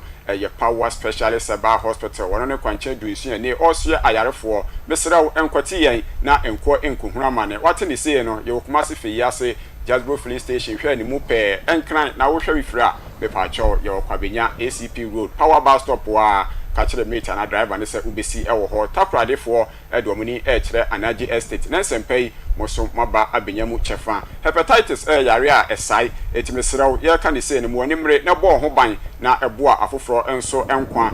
oba yaso ye ya me pa cho ye benhwemu amaw na enu achi ye hu se brebo no haw aba ho a ye de ho aduro ede amaw da me ba me ka cho se fa ho tu nim de no nyansa so yare no ebi esese eti ya no akoba bi ehwehwemu wahu specialist no no etimi aboa ama wo yaresa no atimi asipi asika ye ka ni sei no na ye ka no pemu yare nso akere se no pemu yare nyina no eye power specialist ba hospital yen an yesa ema asudwe etimi ebam ti ne yenuano ma ne mema edi afusane e central market dofuo koba na ne nyina mu nso asa be yo masade se ekuru ne ayire iye e wo mpemu a na chese doctor akosua adua ye mre bi atwam no mu complain se sisi yare no emo mutimi nyom ho hwe ono atwaduro ana oda so enti bre nyina gese ono bi ansa na watimi akeka no ho otu ona mo ede nani akire fe yase eba enkran kwabenya ACP road ho na atakwade fo so do mani kire anaji estate no ene obia edi ne dwuma sane yesa efata sisi yare biara no eni ho ebio mesra ukotodwe no oso fabra na ye nkire so ema abibiduro ne ede ye oha biara eni akire ukotodwe no benya hoden na watimi asadi wakwane aba sane yesa na efata wana motuo wabrabo ene wakwane abadie nti ana power specialist ba hospital ye ho sabre nyina na apomudin a ekam aba ho apomudin a ene usi apinie e wo ho woyaw abetene mu no ne nyina na yebeyi afiri ho ama oso ho atimi atɔ eti awia boyi obi se mintimi si awia no so nani etwitwa emfoni nani so ewowo no ne de eye ne ho ani ɔno ani twetwam twekura ba na ose busa se ne ho ani mesraw eye power specialist ba hospital adanse ye wo ho ne se ne ne efra mpo no ene yate amo no so edi adanse eti etenisi wani so no akwanya ewo ho se oso odo ho ebedon power specialist ba hospital oso ho ebetimi atɔ ne o hye hwani wade me se eye ketua bi ewo doctor akosua adua ya ani so ye hohoro so ama ya ma onu ni bi adi di bi asoso so na oni no ebesanya ahoden ehunade biemu a na eye power specialist ba hospital eye 0244 54 44 22 0200 38 31 WhatsApp ne 0555 79 patron ya kompo etete no eye power specialist ba hospital ene siatika yaw nyina no eho ane ye de ba entinu mu asisi moja ntimi ne afusane yie mesroboa na yamwo yan clean tin no blockages ne nyina afiri ho ne moja ntimi ne afusane na nipadua no ho ento no yare bia etete wa umpe ewo nipadua no no mese kai se power specialist ba hospital yan ya bi dane eguso eye yare bia yesa ewo yaso ya ofisa ya sabia prekope ye hwehwemu mapa esefata ne hu yare no ye de ho aduru account eto ha biara eni adwumadie emu oha afepi ya ye de dwuman ye nya akwansi ni oha biara da etu betumi de ho ato yen so na pomden so ebesipi esita mefa acho awo mu isem nyina no yesa ewo power specialist ba hospital watena aware emfie du obi de du baako nanso awo entimi emma empaibo na ayeyie mefa acho tu anamon na fo ni ekire power specialist ba hospital na yentimi emmo enana me kan baabi se omo abisa nyame awo ewo bible mu nyina no na obia ewo kunu etinyame wo ne hyehye ya ewo ho se ye fasa hyehye no so kwampa no so a ye betimi anya ba ni bi ade ato ya na so nanso akwansidie mebri ana ya etimi eba mu se ene ovarian cyst no bo se blockage abam onsabuo entimi enkoyie infections bi abetra so syphilis gonorrhea ene chlamydia enti sufi bi egu eyi enka unhu na husuo sane atie se ya brown anase yellow akofa ohaw ede aba ama akwansidie aba enam so ama onsabuo ni nkoyie ni nti no me se tonto bi abobo moja na ntimi ampie ni nyina na afome eyetumo eda awudie no mu a yese fibroid mesraw power specialist ba hospital se akoduru hompo a yan ne betimi ayi afiri ho a ohaw biara eni akire emoja biara entu na kwansidie biara nso emma ho etibisere se ne doctor bi se okoyi wa wode enam fibroid nti yisi ye surgery operation enam fibroid nti a ka chense power alternative no eye pa yie eti obedan wani edwani akire aso ye anabe 0244 54 44 22 0200 38 31 WhatsApp ne 0555 79 edompemu ne nkase mu yare ntini ene moja mu yare nyinara honam nani ene ne yawe wo nipaduanum oyaw ne ahohyehye obi se body sensation misraw fani nyina ebedan power specialist ba hospital ne no mo na oha we nyina entimi firi so na hoɔden no ensan embra yenye wabro yenimu mre yenti no yenu no yato apeten e pharmacy shops herbal shops bowura ho na ne yetete wa ompesa yefrokeka ene ebuase etutuwo aduane to yema na yem sanfro oti ya wo yefru no mo no koto SK herbal mixture bi na enonom na entimi emwa eye SK herbal mixture onum bia odofo ye fron yare biara ebe free ho ama wo de me so wo sampo a try bi na abefrɛ me adamase afi ye bobrebo no ho ban a na livoke heba mixture eno na ye de bobrebo no ho ban afri srade infections fi ahodo a etimi din kunu bobrebo no so esizi brebo no dwumadie ama ni padua no eto ape ehunu amane no wonya livoke ni bia ni nyina ebeboa ama ho etimi atɔ heba mixture no support immune system ene wo yare mentia ho enu ahodo nyina de bia wo daduro so a wo de num livoke heba mixture ni bi na odofo me say immune system no ebese gina amonya ahoade biem adi dada asetena mu abrabo me ba cho afi adua ya mala mesne ewo ho a na ba test positive for malaria no wo de eno no wa yemre waposo ene wakampam awo ede untimi tibi ni ewa yo mu a eye adua ya mala mes na eboa na jiri heba mixture no eno so eboa bema amwa tibia di ewo empam bema wa yemre bema woni magu ase wo yiranim to ye jiri heba mixture ene ne capsules ni bi na nonom na entimi emwa wo a ewa atena wo so ache no eye adua ya cough care heba mixture wo so to bi no mu a ne nyina ebefiri wo so ana offer 0244 54 44 44 22 0200 38 31 WhatsApp ni 0555 79 power ye ni me free tete na ye ni se aduro bia e wo yaso ye a oba ya we bia etete wa wo mpɛ no ebetu asa ama ho etimi ato ye da sepa Collins nyame ya aduma na woche se ne ye besan Asia ene ye ni Honorable Prince Deborah or your former president Ghana Federation of Disability Organization on one so a former government appointee or current government appointee or Kwadaso Municipal Assembly na ene ye pay or ye person with disability in 9 ena onya polio at the age of 8 years ono podi no nim say your polio or yare honam hye ya ne papa ne maame ne call hospital afei wabedru fie a ye ne gina ho a ontimi engina ontimi nante nti between 8 and 10 years ne de na also accepting new condition na wabedem no but wa ma eno embu na bem nti educational level at saying would you hold a cool school one you say looking at how you were no bibia say amount oh there be okay I will for boy me mama call school okay see and I'm saying me papa yeso jani tina Ghana Armed Forces one and then any dinner be say and two ra ho no man ye garrison ye were station primary ye were tina enumu ase na me free we free nursery one na we start class 1 wo wa nti enumu na by class 6 me do class 6 no na you too free me papa call pension 81 no call Lebanon buy no 881 I say we free barracks because swap pension there nti ye kotena abantama kakra nti free bantama no ene call kwadaso dwane che bi a onio market for no also just settlement bi ho nti ho ne free samre no ye kotena ya say bi medical school nti medical school free ho no medical ye kotena kwada ho ben kwadaso estate na ye ti school bi a friend Jesus the King okay Jesus the King no any school obi ti private school nti ye na ode sha ase e wo ne hall ene ne dining hall ne ada rooms ni bi ne de start is school no nti ho na me start here no ko to aso free class 3 ene de call ya obi am primary school class 6 but wo po ho no de starting into say oboa mo yi nti no na de so na e wo soro pa nti ye de free school na say and am say de free ase nti ene de call ya bedru e drew stage 6 the entire when you try common entrance mo that year no nti ye the late entrance and am be free call ja chepram so secondary school then also medical sua ade nti ono sua den na den course ja chepram so ono form 1 form 2 odru yi na select course abai nti me say me business without an accounting me businessman but an accounting is an option nti na me say me accounting e me business pure business na me nti no na be selected me course a me ye mu na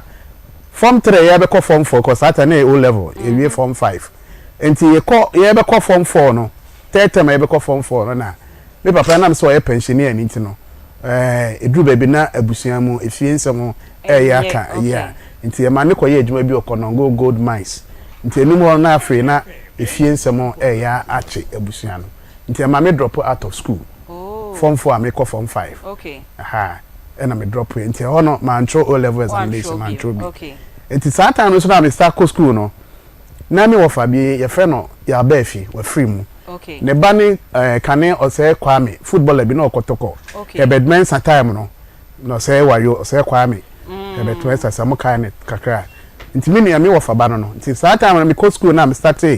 secondary school no early 1991 academic year na me call Jati Prams no na me ba vacations me nko vacation classes me wo fa no electronics engineering yeah. Okay to electronics no vacations ni se me call classes no na me dit in the shop and o tell me adwuma ye ye TV ye tape ni ye we na nti enu mu na me di suansa no adwuma e free ni ho nti na me be drop out nti no na how to master in this style no electronics nti me ye adwuma ne kakra na me ye fi na afi dru baby no na me ntimi enye yi ti eba kwada so na betena kwada so make us better on it no na one might be your friend Anya school on a most time on you take care from on a Saturday private owned radio stations bar our journalists and rehab sitting in there want to know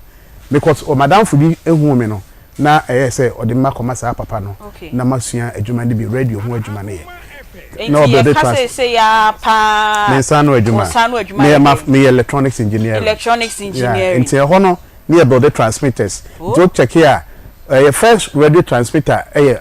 radio mercury okay ho na ne build here sometimes no take care from so papa no so ye ne de nti ye masters for me no na obi etro no challenge nti radio stations be brave continental cape coast so call contact or whatever radio stations be brave ho no mo even dark Mr. Dark FM okay tampo Dark FM whatever omu nyina ye nsa no product omu di free radio ase okay nti no enu na GBC ba Fox FM ne ada you know invisible minia na Nabila Kantaka de onime asha say sata no o boa me e build e sa transmitters na papa na dum eno na ye ya bedu samre ya radio phone be brief ensem na bilamo sata no de no ma ho but big shakataka omunyina and the dusty monu nyina be ball radio cause na private own nti do anyumra na boys omunyina be gum kwa me JT anom ne na ya akoredo na o piece of sebio we ka sesa na e wo soro yeah lay mind no we say she free form near the akosoro nti na e soro de no ye bia na form soro de ne say adwuma no wo dem e form okay nti ye building ni wi a ya assemble pass ni bibia build transmitter na ye mo other colleagues wo wa me master no so ni omo ye adwuma po omba to share omba fro po ni a be design ya antena sa ta wodru dwuna se a adadam na obi ene obi te obi adru adwuma se Anya school radio na obi eti adadam a kopem sa de ebechi enyina fa no bo ready enyina bo nti we had any current workshop am ye adwuma se say current workshop ha ewo kwada so agree kwa na so it say we then me repair obi PA combo bi e de bo bass guitar me amplifier na isi so no wo nkra wo show mo adwuma ba mo nkra tro mo adwuma nti o situation embu wa bem Debi ni nyina mu sukra na masa akomanim be because me school na me be sata me oja ache pram so no me papa bi e friend no Mr. Max Oboache won say Japas ye wo opposite no ye disabled center bi ho enti dem man na ho ne friend Mr. Max Oboache ono no me be ko Japas form 1 no after late entrance na o say me call ho no admission won say me PWD no me say no I didn't na me ba Japas aba be sua ade enti no me call disabled center na me ko suansa no djuma kikentenwe ne ade no so no papa ne say ono o accountant by professional co school I didn't na school ni deny me access to the school say disabled center no na me ba ho aba mo abepa adesua nti o say be publication ya na afi na ye graphic mu nyina that time pioneer na ne wo ho o me publication na say asem ne ya kwa bontene de headmaster nso me o ba admit me nti year no 1991 academic year na me de call Jache Pram so secondary school we de kwaje ntete ya say oye electronics me electronics engineering na enu nso no me sade me be don na papa no Ghana Society of the Physically Disabled Ashanti disabled folk na papa no so ka founding fathers no nti na me sako meetings kakra nti ya jinim de kakra wo ho ama nam so amama asuade bebre ne ukọ Ghana hanom be bia ni hon ma mentimi nkogije ntete o radio ne sa ne ma no masako game panyina koyele yi wo I see game pa achemota o 6 years ya sene mite ya metimi upgrade me ho anyanya scholarships bebre certificates bebre kwa enti ye be ka ba be si Paulina de no so ba utie Paulina no me hu say oje ahome e den na e donny on you a ugu ahome sa no me hu Paulina video no say na doctors na won anim na ye di ensa ye examine no me hu ni sa na kai me say sa ti bia no me so me fa bi mu sa ti me hu ni sa no as time goes on na o cycle ho utu ho fo enti ekuo no so na me sa ko re mu no e ma me ko hu various type of disabilities say me na me hu ni say me ebia na bibi we na me ntimi ye obi die chen me ebia me ntimi sorry obi so obu fa so ansa na wakoda nim yo me so we dey awards bebre wo cheche me ko bebre na ma me nko me nua ba hwe na ene wada no mo mesume nda no me ho ye ria o de ye be fam na o encourage obi a the situation of you say that is the end of the world for him or her and it's then they told Safra say be she ye nua no mu bi enkran efamaye sister Aunty Bea order no me nua be ma na ba betu na wasa me kunu I see and then you me cruise I me nua be ma na ba betu no right spy nyina yo fire rejade fire rejade na de ye be no aduane no e ma ni nyina mo hwe ye na mo ntie na mo aduane ne de hu spices ne de kama de higher adwene and ne tete natural spices okay Aunty Bea me ba be ka ho ase okay onse akakaduro ye jene ye garlic rosemary enkete eyaduro se obi wo sugar na wasori anopa na wo blend ginger na wonuma empty stomach na eboa no ema wodidi a eti sugar so ema sugar no so e woni mogem ye rosemary kro ya wodi gu nsuo ma rosemary ne bam wetimi kro anoa na wo so ni nsuo ne na wonuma wo sugar e control sugar pa ketinkiti nyina adwuma ayye diabetes for ne pressure for eye wo maduro kese na ye ka tete natural spices awe de ye de enu aduane ye de steam ye nam ho ye de gu ye jollof mu ye de gu ye sauce ye stews ahodo mu na emu ayhwam ne mu ayede ya fa bibia frafrem se wo pesa wo ye jollof a wo be yusu de ye jollof nyakopon ye adomo a adama bebie mu me de spices na nkasa bi ebeba ma se obu hono ma wo diabetes or pressure ana obu ho pese obedi spices a ye di niam bia ye den afrafrem open natural one no eti obetwi rosemary no obetwi akakaduro na so be blend it obo se wutwi ana so blend a wo se particles nkitenkiti bi adidem enya muhumuhu ye be ka no class ye twi o se ye blend it e wo blender mo obo se particles nkitenkiti bi as nkitenkiti ni rosemary party too obo se bi didem kitenkete eya na hadwene ebi betimi akwa akoto onsoro ho afi bedru baabi no oyefunu yesa ade se kokotwitwa oyem na onsoro ne ye retwitwa so hadwene enu nti na ye de tete natural spices ya yam no muhu particles bi animo eye muhu nti akakadro no a muhu rosemary muhu bibia ene ye de afra eti se wo baba be steam wo na mo a enu an se watibi wo pemienu atimienu gu ho dodo bia wo be use bia ha dwene ni nyina gina de wo pe ni tester ope obi wo se meti baako sa na ope no obi wo se meti mienu sa na ope no obi wo se meduane na nasa nam ne dos nti meti miensa sa na ope no na wo de ye aduane ni wi Aunty Bea wo nwie yempo na flavor na fa bebia na nkofo bebu sa se spices be na wo de ye aduane no eti tete natural spices ma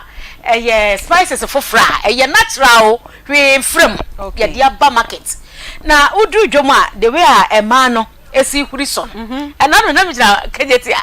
Dubai entrance ho na ma jimi t-shirt mi jira na me bom se gidigidi me ni abre na ma me bi be so me mu se me ma ne ba akọ na oje me number me ma no oje me number wonim wose wotwe kakadura ache wotwe rosemary ache but ye sure say kitin ni rosemary ne kakaduro no ane garlic na ewom na me say was flavor ni different kra wonim ya twi ni ye ama wonya ni nyina bi ewom ti na wo ho ne sa ya mfa bibia emfraye ya bese wudi ma wapomudin ejina so why doctor Asha will say men these spices ya de ne ma afrafra no wo de ne tete natural spices no koko tobi na first team ye na ntwi na mo betim de steam akoko obetimi de steam na kama fish fa fall for ho kama na fa to ma no ne che wade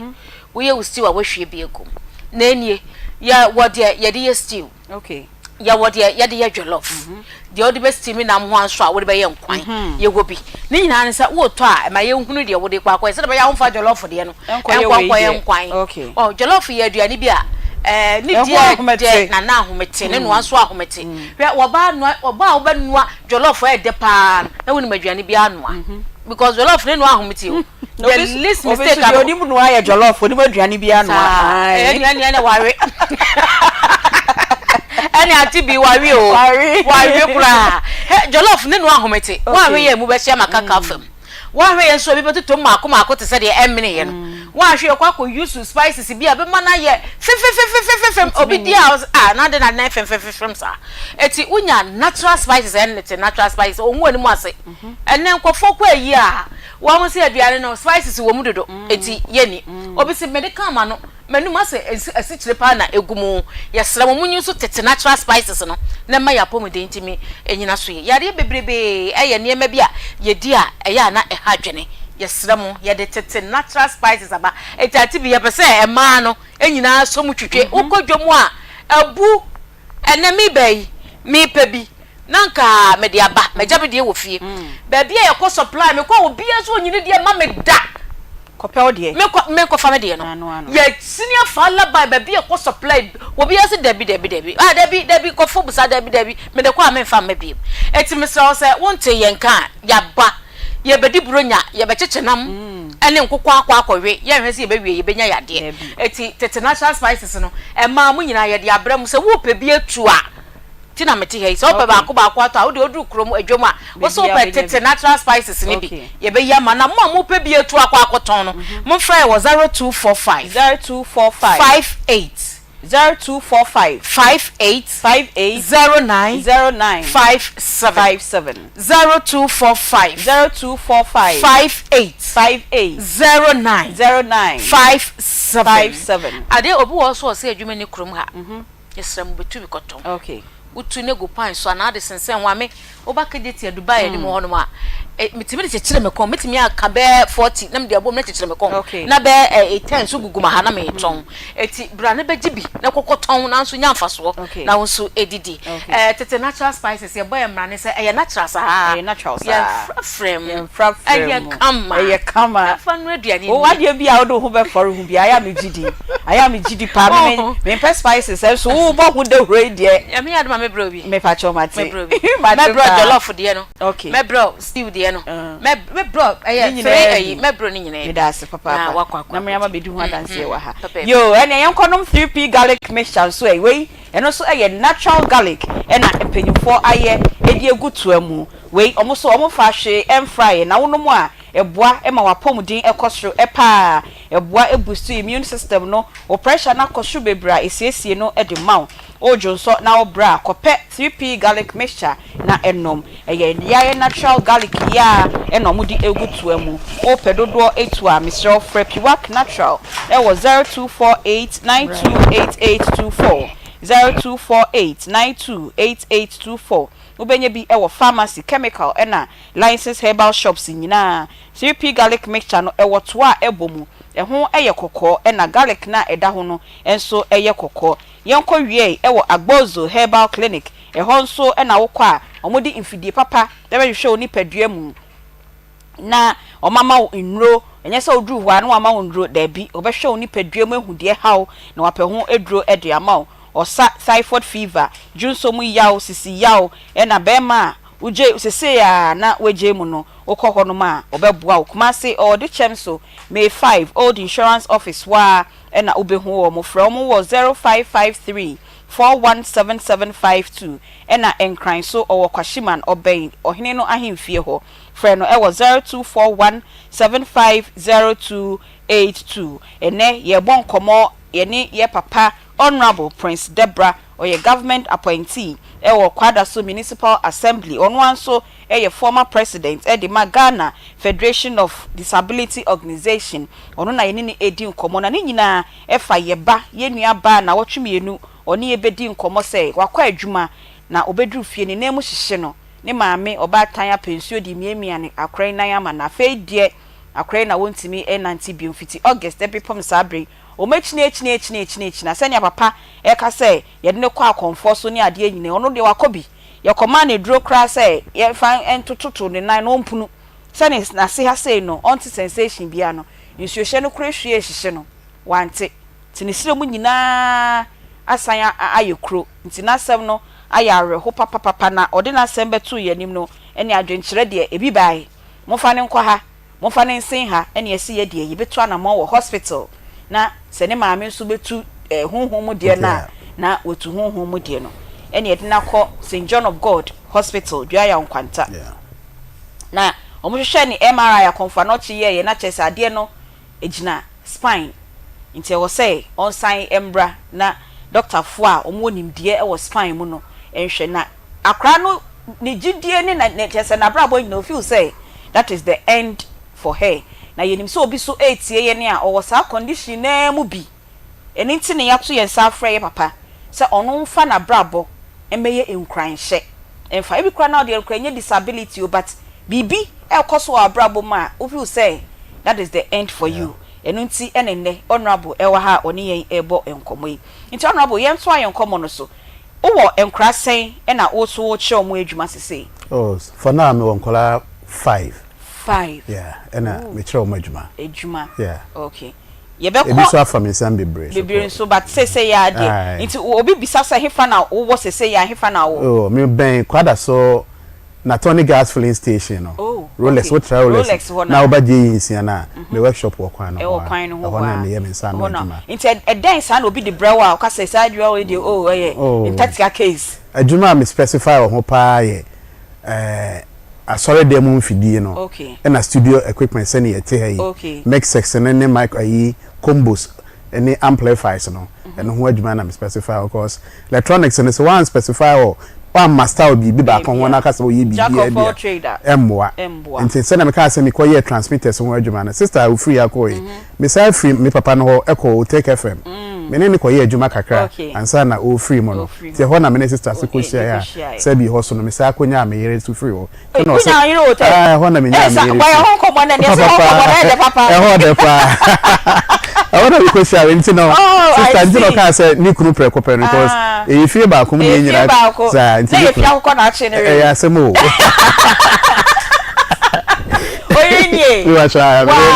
wow e fe de ba ku free I see who no take ho because you no take wa no ye djuma o take so ata no mo credit union bi o mobile bankers no okay nti me ye ne so and I'm saying ye transmitters ho adwuma Mr. opportunity so no ye ho adwuma sa nti ono so no kra materials no nti yes we hye bi na ye build the transmitters no nti electronic side no na almost so come around so ne ba maybe e no ma ye ho no studio na nkasa na uncompleted nti mobile bankers ne ba ho so no mo ye o mo entries ne ade nti enimu na ho ana so bi ka eni ko to so we dey see for right o approach no we bu ho abomfia o debi o sa kra you confident o se na obi kan na e we nu nya ne ye soro ba kakra ni esoro ba kakra bi ho ne wansa ni group pempenso nti o mu se na ede de e ma ni bebre ho no ma ye ni o mu hia ya ansa na ye bi hu se bi me disability no se bu ma bomfia sa de me gidi se metimi aye na so obi ya ni nyina ya de kro metimi aye nti ne me yire ameware ni sisi me hu no ye nya within 3 months kra no worry no na nti me ya risk taker. Wow. Yeah, Papa, Reverend Kwabe Kwati was saying you are a risk taker because when Timmy Oba share within a short period now when Timmy no shower and I'm not into Pacho Wemu Yahaya or Ma. Me now my mu enum 5 girls. 5 girls. And your friend girls me my friend girls who see you so the lie honor besides up a girls will be able to me man no and you go back to who you know na o catch any say open no e bia ono de obe accept because opewo onim de wa catch no onim de we hu but na on show de na nebusua so ebeka eno de ya anwene ho sa okay and I make us say risk taking be no because ni afa mani bia ma sabi obi ya investment power premarital investment ya ye bi papa ya boka man be bre ho na feel say o ma man timi yo boka man ye ne dani o so ye wo to wig wo ye we to nko o de betwinity wo person keep man ka but at the end of the day no we say o di oba na chi ko na busia fi a na busia na shone o ye wo discrimination and disability o people look down on us say bia yen ti menye bibi me so ni honorable minister sujina ha yes and I make say and am say me dey me ko board Ghana Society of Physically Disabled and me be regional chairman if you na be federation so president until workshops ni ade bebre ni more stakeholders dey pay for to so almost ade bebre ni me timi ye bebre so me wa me phone me nim politician and I say any stakeholder me in contact on me phone so because ye no e ma wo so kan ye ben ye ho aha ye ma ye ho pa ni sua de nti so me basa na nim say ko ni tete ye nti no ye nim die ye nya no me wo sa ko ya ma stations ye mother stations yes TV3 then time covid ne buy no you me fit TV3 na am say na yin ma na ye lockdown no because na me ne disabled for near ye program bi ye ne busak fund ne say kasa for accessibility in our public infrastructures no nti ne call busak sponsor say ye sa research no nti call TV3 e ka ho asem no enum na lockdown so aba your first his excellency na nadu dan Kwakufuado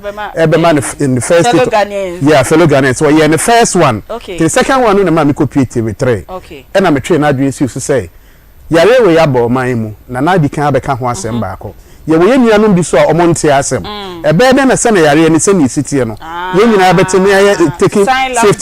safety precautions no enti ye na dan Kwakufuado on fan kan na bia ho say de bi obeba TV so bia so obeka asem no ye mfa san language interpretation me na me prompt here I said this in the video wow nti free ho no na be national day national day bia sign language one fa ma asem na wo ka no ebi monti enu no ye sa ne je wo chi because federation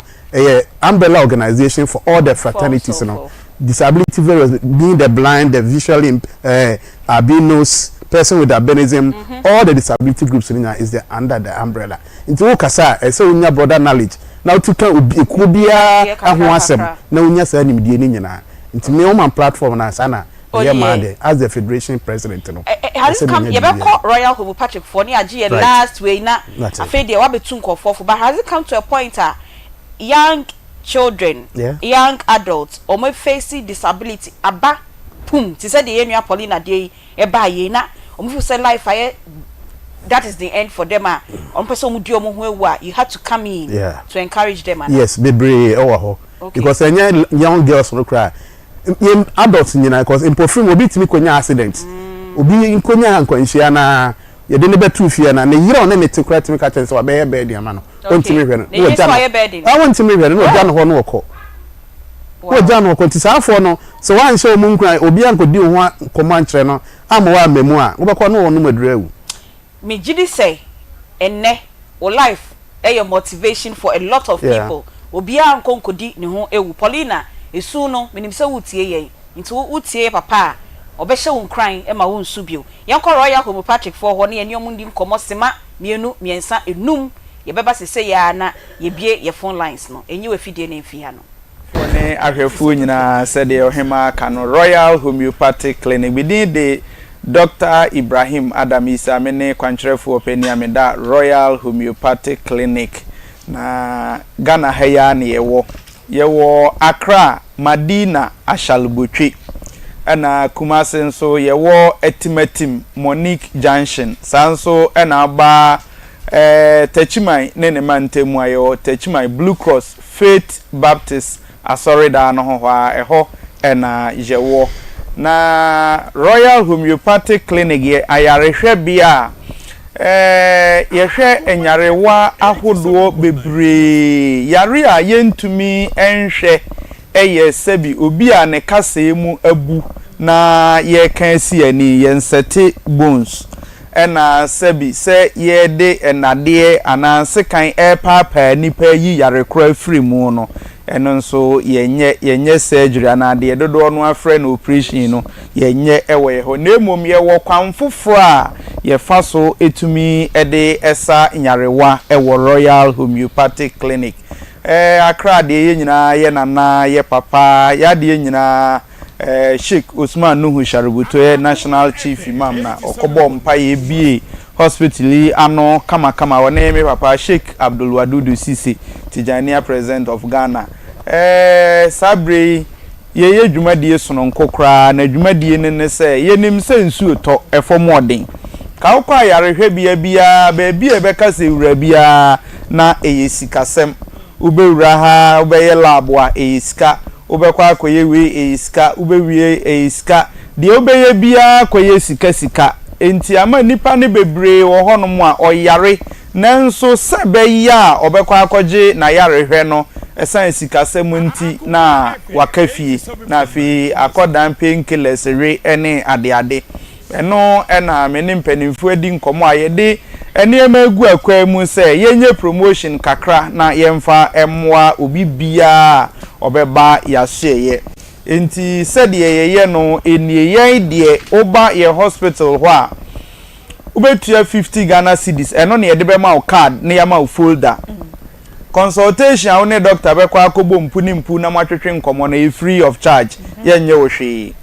se betwu moja akọ lab na yakọ fifi mu bibi mu dudu mu ahwe adekro ewo mu a eye free yenye wo hwe afi ye wo machine wo ho afidie no ebehwe wo nipadua na be scan nipadua no free wutrim abesi wo na ase ebehwe wa adwen mu wani wahrawa obrebo osabo wo bonyoma wo dwonsotwa wo nsunum wo nkasem wo ntinim wo mojam ebehwe wo bam wo bam wo bibia besi fom se twan eye free of charge yenye hwe na se fatase ede ukosi mfidie so ne ye massage ebie wo ntininum num nso a eno nso ye beye amawa eye free of charge ne ehunu yare no awie no ye de utu aduro so ne ya charge wo kakra na mpo se wuntimi ntua ni nyina ye ma okwan ema wutuatua no kakra empani se amfo ene kire ne ntoaso enti ugusu beji wunro no na wutuatua no kakra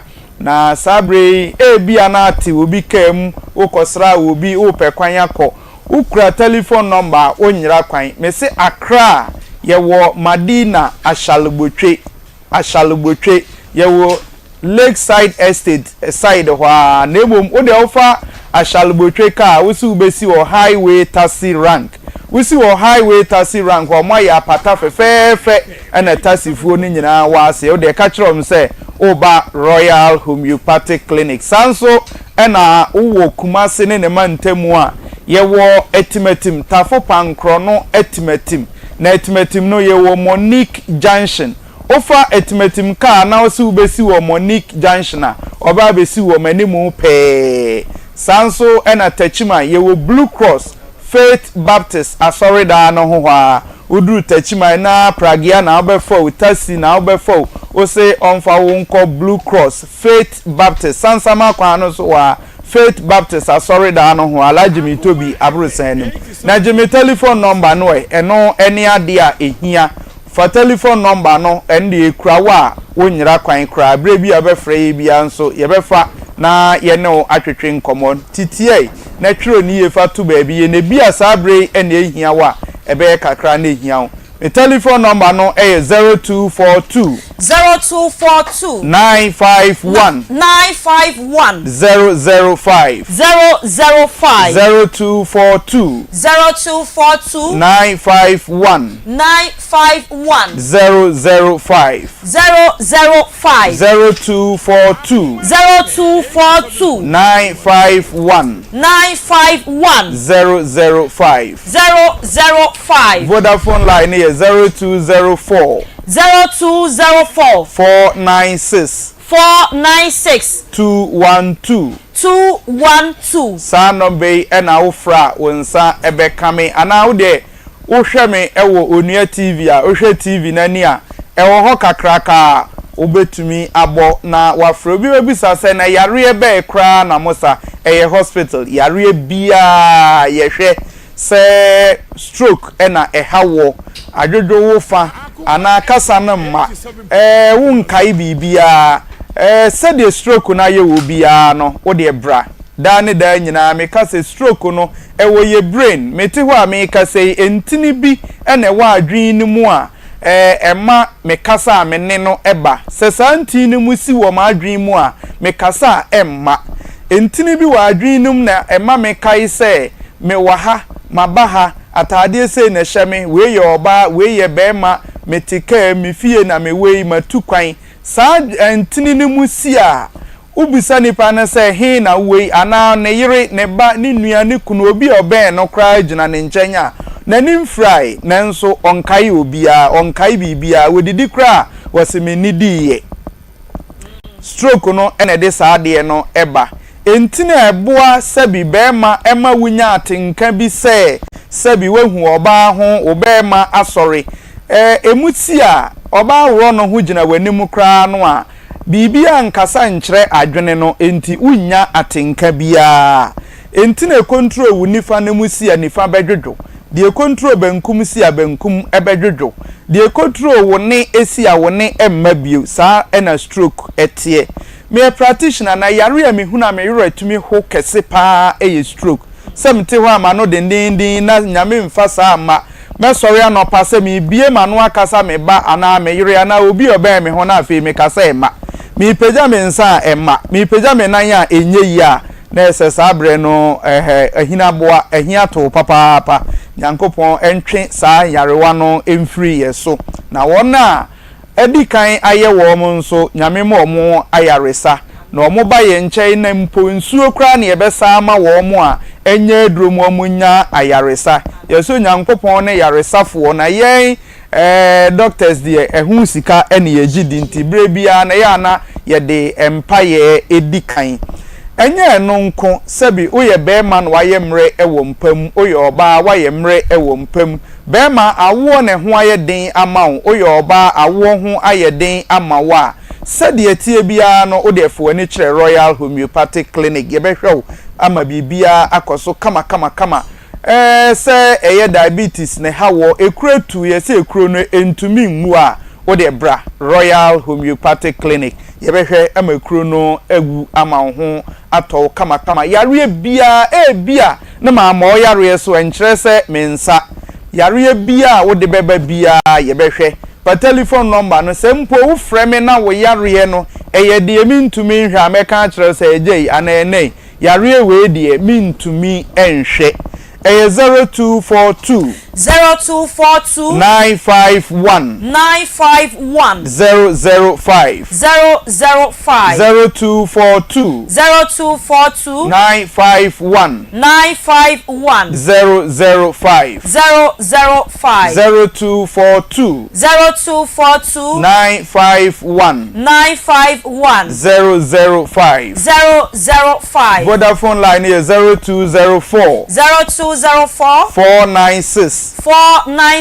212 number and alfra when sabe kame se Accra ye wo Madina Ashalubutwe Japan Motors se ofa Ashalubutwe car o de also besi wo highway taxi rank o ma ya pata fefefe uduru ha taxi fo no nya busa se oba Royal Homeopathic Clinic ana sempo u order boat Uber ana de aka nemu bi ana wa ukra wo car e na wo ba na pese ode Google map eba ubetumi abo Royal Homeopathic Clinic map no be lead you de wo aba wo bra umusa wo bia ana de wo frame telephone number no a bibia ebeye kama minsi su bio na bre ene ye de ye adwuma enti ebia na ma o yare so ofa number no de a bibia beye simple e de amount. My number is 0242 951 005 0242 951 005 Sa number and afra when sabe kame said the maka no ma moya reso a enkyerese yensa say ye prostrate na ha wo yare bia ha wo no bra ye adwuma firi dwoada ekosi memenda ye hye adwuma anopa ye hye adwuma se anopa no nso ne fa 7:30 na yapon anwumre 5 o'clock no num pepepe na yapon ye tu yensa firi obi bia se wo ye nipa dasani na bibi hawo efa apomden ho a tumrika fo ani ekire Royal Homeopathic Clinic na ye nhwe o ma bibia nye kama doctor video no eda so eda Akoma 87.9 na mo hwe yen enso ewo Onua TV so ene yen komo ye aye boy eye efutusem ye de ya papa abrabo hye ye nyina ye ho enkrai say tibia bia wo mu no so wo accept sa tibia ne say wuntimi nye hwe dia enye wuntimi nye hwe ana papa manka ne ye nti o sa mental you know sure ho so na otu ho fo ye wadwe say obetimi aye na why because de bia nye de ne da nyina na nipa be wo nchen ene ma obetimi aye no bo modern na toto wonsa na ye bibi okay enti se onan wonsa wani efra entimi nye hwe ya wadwen de se nyakopon je adwen ne wo ho nti adwen ne betimi ama na obi peka se bia na papa ye soja ni nti papa de so military training no le che wodi no ana yo soja ne de obi kan o she uniform de na o ye soja ni okoye ne soja sem wo soja na wo fie de a o ye father nti tie bi e so otete obi ya no o de betete sa okay tene de nya sa ntete ne sa yo nti ye pese utufu ansa na yaba assessing public institutions for persons with disability of all kinds nti di kan hye yennuano mu bi enkran omote bia mu na yembra sa appeal ne so me da say na ya nipa metade omo me de me ho toto omo hye enkran ne me kan books me school me literature kakra nti na me kan books pa nti me reader Robert Einstein said be no a disabled person be oye obi kan cerebral palsy but Robert Einstein niema obeye wo wiase no enne aye legacy nyina nya so mfa so Johnson Roosevelt no a disabled person now oye wheelchair user and so timid really American 2 consecutive terms America atitire bebre nti saafo na making kan mo books na me hwe ni omo fa mu na me asabi mi kra me nim de ne sabi enu ni omo dru no e de ntire se me bum ho abomfia me books ya for me papa no bo a me ma matime nya nim de kakra me ankasa no so no abom me ho so esua de baby akwanya bie wo bia no me sua de eno na mama nya certificates bebre no because e do baby no me koye disability journalist. Oh really? Yes, and then me call who course or game pa me ko share Porsche Gabo any other relevant you have your mommy certificate me okay it's not disability journalist now who sua dia day report on general disability issues because now me host 2 programs on Garden City Radio program say you and disability well any chance every Saturdays on Garden City Radio enti enu no na ese me ko upgrade me ho e wo game pa na ma me ko enti enu na ma nya sa abodi na ka ho bebre enti no me pese me se me nua no say sabi otibia na wo mu no embu ho abomfia se ye nyina ya na pese awofo ana ye nyina no so mo de o disability no asie o mo hyedem ye mpie eno na wo kwa wo hyedem na adwen tanta eba otrim na pese odi ho bone bo mo ni pie na bra nipam socialism ho ehili wa me nipa no wa hu obi de na obi so hu de a be wa de se wo kwa wo de na ye wo de enti obi so de ye chen nti me mu ye hu abomfia wo ya setere mu omo amowo efie enuanu mo se wo ko school me tell me one of the advocates disability should be a better man bia see to say it's done and done properly baby amowo wo bia se me kohwehwe radio so TV so bia day in and out me timi kasa radio so the whole the answer issue be about for disabled ho and your beba make presenters be frame at the whole day make us disability issues so ntima e ko na tete mo sa akwan so pacha ha so ko hin I say na kwada so na ye kwada so homecoming and I'm Mac Brown and a buy one of the guests of buy into we no kwada so na emi so beto no kwada so eni di nyini ye nti no onemiti say pa ti no na ye lunch na ye cut sword ye see library bi o kwada so deposit school mo deposit school space bi ho na ya me aduma ya wa ye di si sade no community base ade ya na teacher for mu free kwada so ono na na background despite no money teacher for kwada so bi ene o madu mpempen so bia no ye to nsa frɛ o ma o nyina abeso ye se a ye di sa adwumadie no ehyehyɛ so okay na meba Paulina ye nua Paulina na 17 enne ye ma o baaye se ye pese hu no na o motivating in a special way maya pacho be ya maya kwanda hododo madwuma no okay ma se de ba bi o wo bia se me kɔ na so a mekwa minia no na me na akokasa course e ma ni enidaso ho enidaso ho e bia no de no medically no obenya na ya resign free ho what I say and e bi was anko say bia me di ebi magia atum same de no me ntimi nante e ma frefo but me de na medical conditions wo ntino e mo abitime free ntete na oje ayarehwe e free aresabia no e beboa na ma ono so betimi ejina na skoso yo yeda munyina amase se mokoswa etie ye na se yeba Paulina yenua Paulina yedi kan e kan nasem no atacho pa na opesa wo boaye se be ya ni hospital kro medical bills ni ade ni nyina se o se yesi wa be yen ye project a ye hwe because se bi oni maame ni oni bi o se otonton panties but condition ni ba say no ontimi kra nja ne ba no ho e na wakọ ne papa nso di ne ti adom okọ pempem ano nya kakra na odi aba no mo di hwe no enti se obeboa ye na yeso aboa Paulina ye number no e 0530 507-849 0530 507-849 edin ebeba no eye Akoma FM call koda St John of God Hospital ka edin no call ye yomudi ye ene nasifo ni nyina no eye de mo de dom ye 2 weeks ago no enu bi ena ye de ma wo mo say omo enfa enko nti so sign de bi breye na ene oba konfa no chi assessment ni ade omeye bia no e wo say yetua ka na yetimi enyiska na yede aboa o maame no ye twa ye ho ye ba na ye bie phone lines no na onso obetimi akasa e wo ye nkomo ye ho a na woni yedi nkomo ye ba sese ya aji kojo so me mu gina ho kakransa me to ase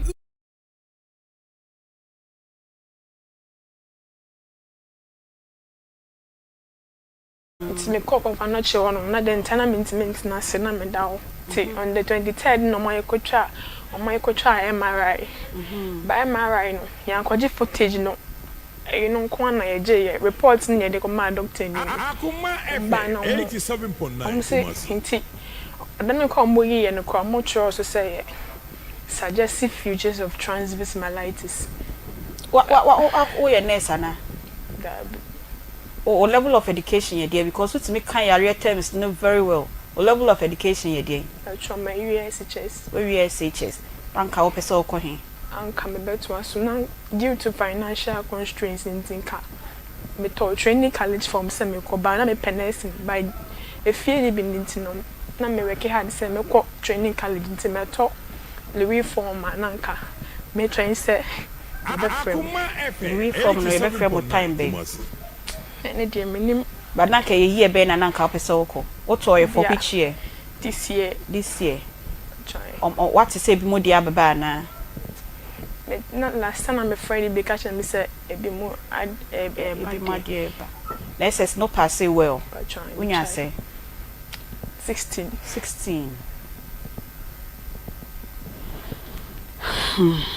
to asumami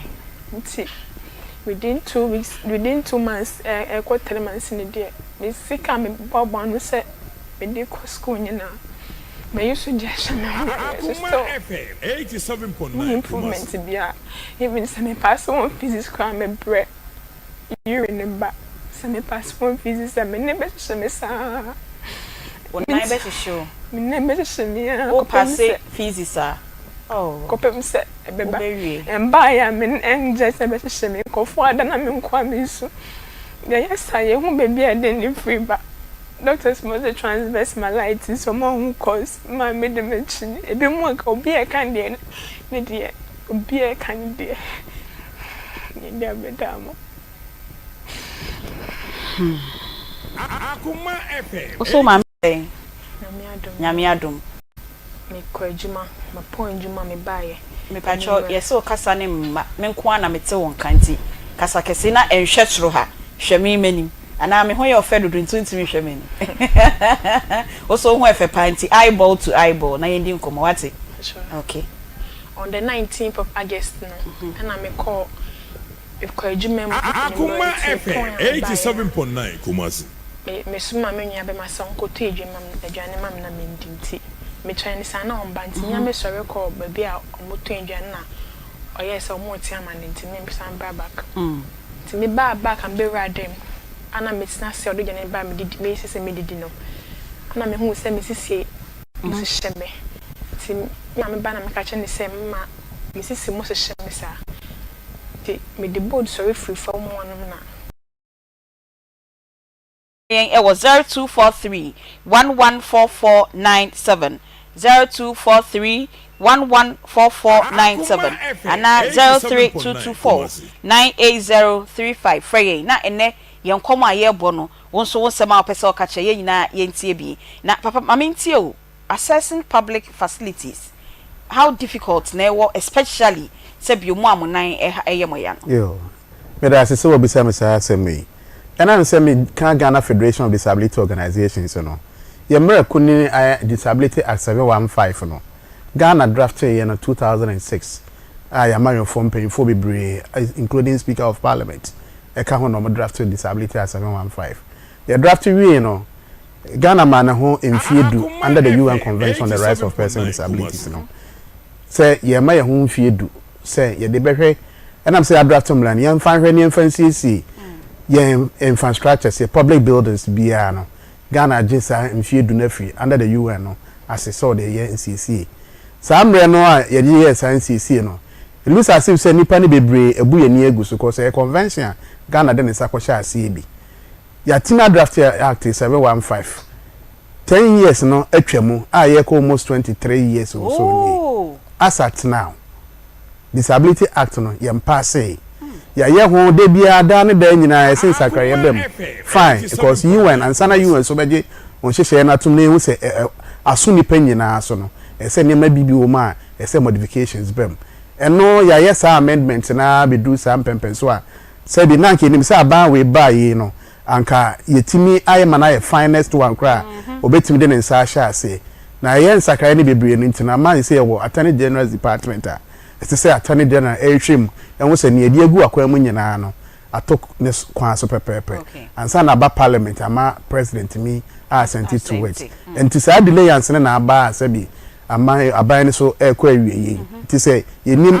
next year no aban kro beba no ene ebehwe ne yenini bedin ngita ho no ma hwe na wa passe mra na mai ena se mra ne niema bebre wo ma se itimi digu akwam including public infrastructures day in and day out ECC adan even about we cry essentially Dr. Mahmoud Bawumia apa building code ho ntoma a document a workbook a Ghana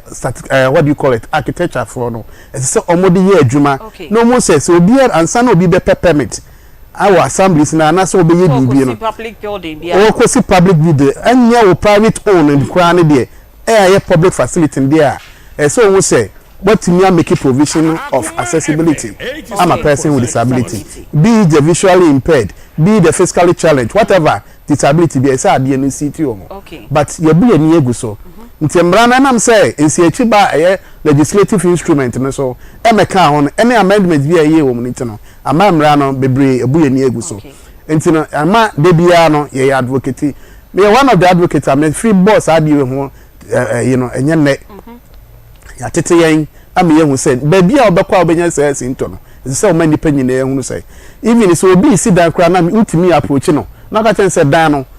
public facility no ni panyina abebe mu bi including me amateur na me reba na say na de maba omo ya ono wa kwa ni drawings awie na bla bla bla bla bla bla bo hu anu waye so wo ya emra ne san kamra na atimi adi mu amaya ti started in crofo bebre akokot wo ya de na otu foundation ye be he onema ne nkoya ye the court injunction abeto so you go back and do your drawings back again and some it's to system no entino ye nyama entina ma ya no abrase kakra but eno nche say ye nten koda because enam say free edede na bedu samre ene na ma eno constitution bi a banks hospitals and other private facilities bi na government state na o ma design ramps bi wo but ni nyina kra ni bi kra nye ni yi o fa mason ni bi anu aye san ni bi akeke onim so aye ramp for the disabled well trained it was well trained your measurements in doing that things it is a woni some measurement na ka say mason ni bi a otime mixing mortar ni ade na otu bibia blog bia na o meye di isi kwa no say yes yenti a the time is one year kra nkeye the time will be coming na ye ba me yentimi access wa de okra ne you be held responsible ye be chew de ho amamra enti ya kan ya no atuma abati ya kan ya no ntumu sa bebi esi ye wura e ma ye twa adwe esi so no e say amanfo no bebe ne ya adapt ne ma bi say dan kra wasi ye wie kra na ye we elevators a obetimi ato ene hotels bebre ho no ma okwa it's a nice so baby so etimi ade ukọ Lancaster Hotel afa international hotel standards no ho mikoye publication me name mo nipa Ibrahim ebe capture ye see digital market no ko mi nyina koye assessment ye wie zebra crossing ye ni nyina kra na obo ni aye pavement sa wo how can a person with disability cross nti no na me pray ya na urban roads director train na no train adwesi so na okoyi baby a obubo make provision of the ram nti no me ne me media no de baby asinto obi a me ne mo ye adwuma Ibrahim de me manenna ene me fie kro no ni me fie ko me nyina kra ba me fie e be capture me story man ne baba nti media de you are my friends it is a disability act no say one mom nyema bebre wom e kasafa ye health ho e kasafa ye education ho e kasafa building facilities ho say be modern kra me be e na mo so you do ho no man nana mo ade a mo mpayifo no ebe seti adwuma no oni mpanyefo bi na trance menyini se mpanyini no Ghana hanko ana watena broche nim se ne nim egu akwem disabled people adinti na mo be facility na quickly na yanya edan no edan ne tisen ni akweseti e machines ni awie na app could you believe so when so that you engage such people and now me ba bia se me bedu hai ya sa e port and task na ye dey to nya bia na ye dey Polystar ye woni ye ene all rough stars me ye enti so wo nya ade de bia nipa nyina be fa ho saa na ye fa Polystar ne nya saa de no ho se wo de wa ye awie kura no wo betimi ye de wota no de etimi de ye walkway no se anya hwe kura na carpet ye timi de carpet fa saa de bia nipa nam no na amasa slippery yi na firo se bi wo ne se me na wo ye mabro but se bi wa wo in court wo fi se wo ye able person wo de no betimi ato you feel more than risk am me ko mo no se pause si ya onim na di obi di so kakra bi aguso na wo ti ase na power what ko bo form you become disabled it is an man advocate say for beautification sake fine walls any ade bi how better but not in the walkways nipa fa ho no ye entirely ho sa no emwa ye enso kakra guso a na emwa ye bebre edwa ye minime panyini bi ane maame o dware free ne sink mo o si form pa na ne tiko boss nke edwa ye wa no free mo na edwa ye wo task ye de to edwa ye wo task ye de to koyam ye wo task ye de to dan ho enso ni die nto aso ntino na ye ne sa bia ne se mo stress ye mentimi amfro no na ye se me improvise me de me coaches ma me nua kitam se je wa he kwan no me fa so abede fro nti se ye no e dey say to aso mienu a you have a way round you have it me design na yetimi afa so ama ya dia ba be radan no dan say bebi ho no wo yesa ni nua no me pana se ntina me bai nka me medu no die nka say me kra me chene jadua wa chene jadua ko say esa na wagu mani mu as derogatory yes say me ba ba bi na wa mama ho a kire me e dey na esa me ba no me de me say sisi for na man it shouldn't be wagu mani ma say in a long place enti no me ma bi ho no ma say free enti mo bebre enya hanko ti ba bi wo kra wo fam say me mra ha me ba no me hwe sana facility nita na me call even RCC me call regional office minister from na me ka so mra wa o me ka say me mra me ma ne free ni so be si form okay so there is a way I say me fire hanye test case yeah. Most media houses na omo the studios no ekosro bebre if a building no be a private facility na ye rent any be rent enti no anka ye betimi the studio na ba form yeah na other offices no enkosro baby a nim say ye be engage persons with disability no more no na ka studio no wo form yeah eno yeah I say dan ye beto ye ba ye be mo nyina so me say me bu sasa mo disability act bi wo mo desk so a mo obi da ha just be say Evans onya bi kura ma because onim ni ewum sakade bia mo nya 5 minutes na mo the boy disability act no the rule e ma nipa hunu say ni say na wo wa it's like a Quran or a Bible. Say nipa nyina ehu. Okay. Because enema bi ho a okas who disabled person. Let's say be a new crowd dey be here no crowd no. What stigmatizing no. There's a law against that. Wow. Ubunu menimtia. Na me ken ka ha say me bilanka anya kwa 50 penalty unit bi kwa ka we dey go court e chere ya. Lawyer obeji ama me. Na nka me dey apata me kra na next time no wa ye ni yi. Cause they be amo eduma ni enya ye that's papa ye ni honorable Prince Debra ene ye no ebon komo na ye nkoma ye ni bebo ye ni nyina ye ba ayafa no say ye boa no Paulina Kwachi 19-year-old young lady okọ eduma ba ye mi nan mo hyehye me afa de 2 months ni ontimi enye hwe sebio ni nan no ontimi nyina so no wanante kra ni etu ho na mo wana chese de bia obefre ni bia esunkwa na ese ye mai papa mbre no de oye advocate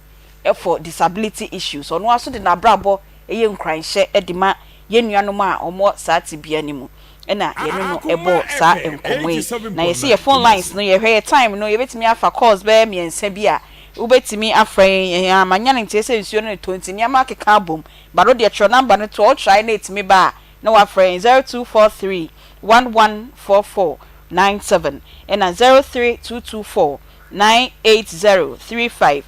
ekwan bebu na ubetimi afra na wa friend na oni yen abo enkomo na ansa na yebepon no ma yensan enche muska eye cash out upeska bi quick bi e de ayewa de a ekoba besia bia wo bia na interest bia so ababa betete wa bra body esitwa bi na wutwa ubedi dial *439# numbers no beba bebre no apiki number 6 o piki number 6 na wutwagum wutwa ba ko bia 5 Ghana cedis nti de wa ho odin be so no na wetwa wo number no machine piki wo number na ubetimi di 500 cedis ubetimi di 1000 na udi kosa. Good afternoon. Good afternoon, ma'am. 1937 pacho hoye mi hu pa mi ka te plant wa ho anto ahojofo hoboko de boko wa fa yon kwaya ni mai ani se enti o menma amanye ba afite filling na fafiyem pamfon o mi to tun ya mai emre ya kan wa se ma tna se ma ya mra ana mo ni DSC If you have a club idea, no friend can ya the Casadum ya the higher G. Never told me at some young so I had to buy a whole friend. Only yet, no one will become. And to Amusha, now you may be on now. On farmers and here. Okay. Now, and then Lakuni Mayan. Yes, your home toy. Yeah, that's it. 1937. Oh, you saw about try. Ubenya, inti wenya, into also try. Also, Ubenya 0243 114497 and a 03224 98035 ofre na etoma ye no bekasa akaye be 5 minutes na ye pon me se ope baby akwa kusua de na wababa be ye airline edwuma ye ni obeye edwuma o travel and tour companies ebia ana say gas companies ni bia bia wo so kwa Anchor Aviation and Professional College Anchor Aviation and Professional College or Takrade Fijai or Ben Dr. Amwa Clinic wa ena ubehu omo ena Enkran Distance Learning Center no so ewo Joylink Travel Consult ewo Dom Born Again or sign ewo online studies enso ewo ho ebia na bebia wo no untimi nkon kran untimi nkọ Takrade a all online options enso ewo ho. Hello, good afternoon. Yeah, good afternoon, madam. Me patrol di baby akasefi. Me friend se fu apa so ko te fu da ponte mai. Yo, so fu patrol yeti o. Paulina issue no abemetie no attach me na de be so mo ye me be so mo de ba no ban pa ma na wade de odomo ma no yo na wade ka be so fa ma no ye da se pa enti ke mo no kata ka so ma ko he mai wonte he mai ma ko yeah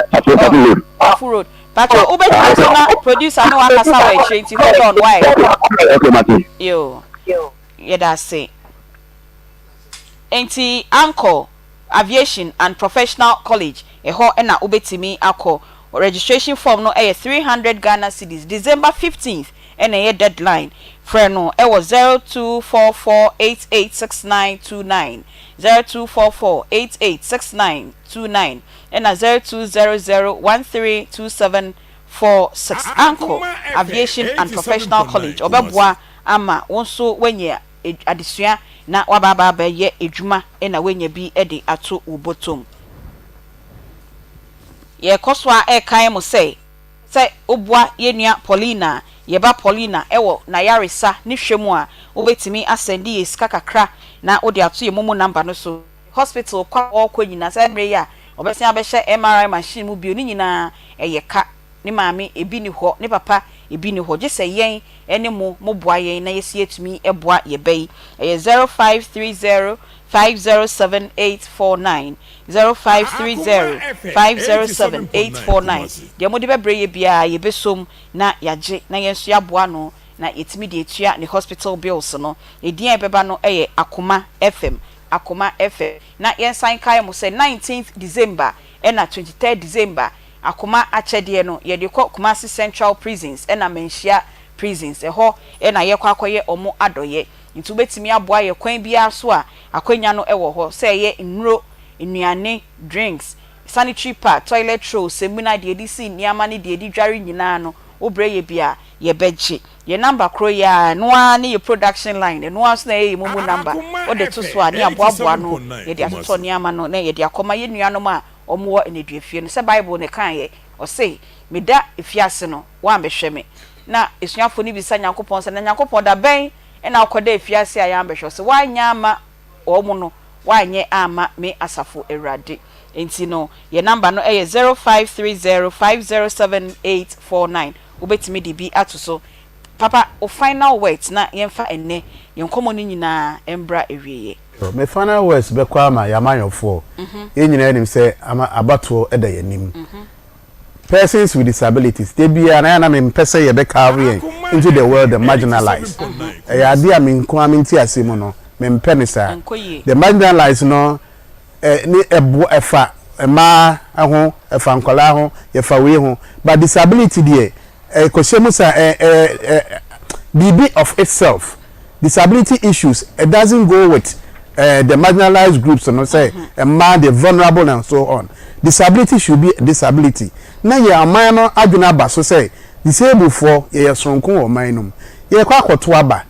Say, yanko bibia, but it is a bibia detain. Say, a man and unquala, no more Jania Kobe. How about persons with disabilities? You may be in a near friend. Me, I said, me walk crutches. Me, may be on also real form. Me, may be a dignity in the sea. Near Nassau, see, I want to say to be at it. Obey the word, Danny. A man sent echo. The stress December 7th. No, ye quite to a baby. Yen I ever quite to a benny. Yes, we back what say and drink. It's ye but to a banner. Yen pese pinche. ABC was Abia. Now for ye, Dania. Ya ntimi anko na ehwo akokyere enti yesre amanyofo say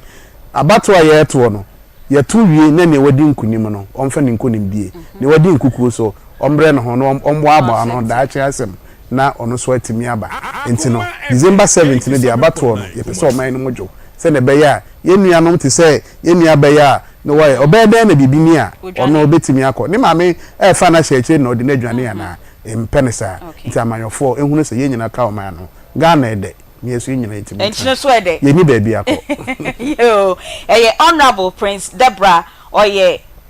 government appointee e Kwada so Municipal Assembly and oye former president Ghana Federation of Disability Organizations ono enene ye no edi nkomo se onfa na brabo emeye nkranhye efutusem enfama ye nyina tibia bia wo mu bia sebio se oye abled person kra no bi ono ye kwadwofo ama obona yembo enso sebio ya papa kwanhwe the situation so anka se ma me fa me san hye me dem reframe bibia o se wo ye bia waye waware awo ma fe girls brigade enum oye engineer a otimide ne nsa ehye mfidie na so de bia obesre obefre onua na makape pepa kakrama mia no wara na me fa happy birthday we enfa ma ye ba bia odi ne birthday eye princess enne udi wawoda efri o maame o grandmom o ma ena o papa ena wo auntie Priscilla Adwa Boatin enti princess we happy birthday shokokra efri webusuafo nyina ho o papa o maame o grandmother ena wo auntie Priscilla Adwa Boatin omo se omo ma happy birthday princess nyame o show na onya okese wo auntie Priscilla Adwa Boatin se omo happy birthday ena o papa na o nana omu nyina se omu echiao na nyame onshaw na onye okese team members no nana bila kantanka spatus kojo star kodie wote eranka wote pegin kan beluchi na Emmanuel Kwame Vadi omu nyina boa na yede dwumedie no yede ebro midin e de beaches we gabra obetimi afremi Aunty Bea nyame yadom echina nkomo ne de la for feeding to her grandson na dia sayachi ye da ma say yes sorry sports no eba enyi we fidie no emfem free hanom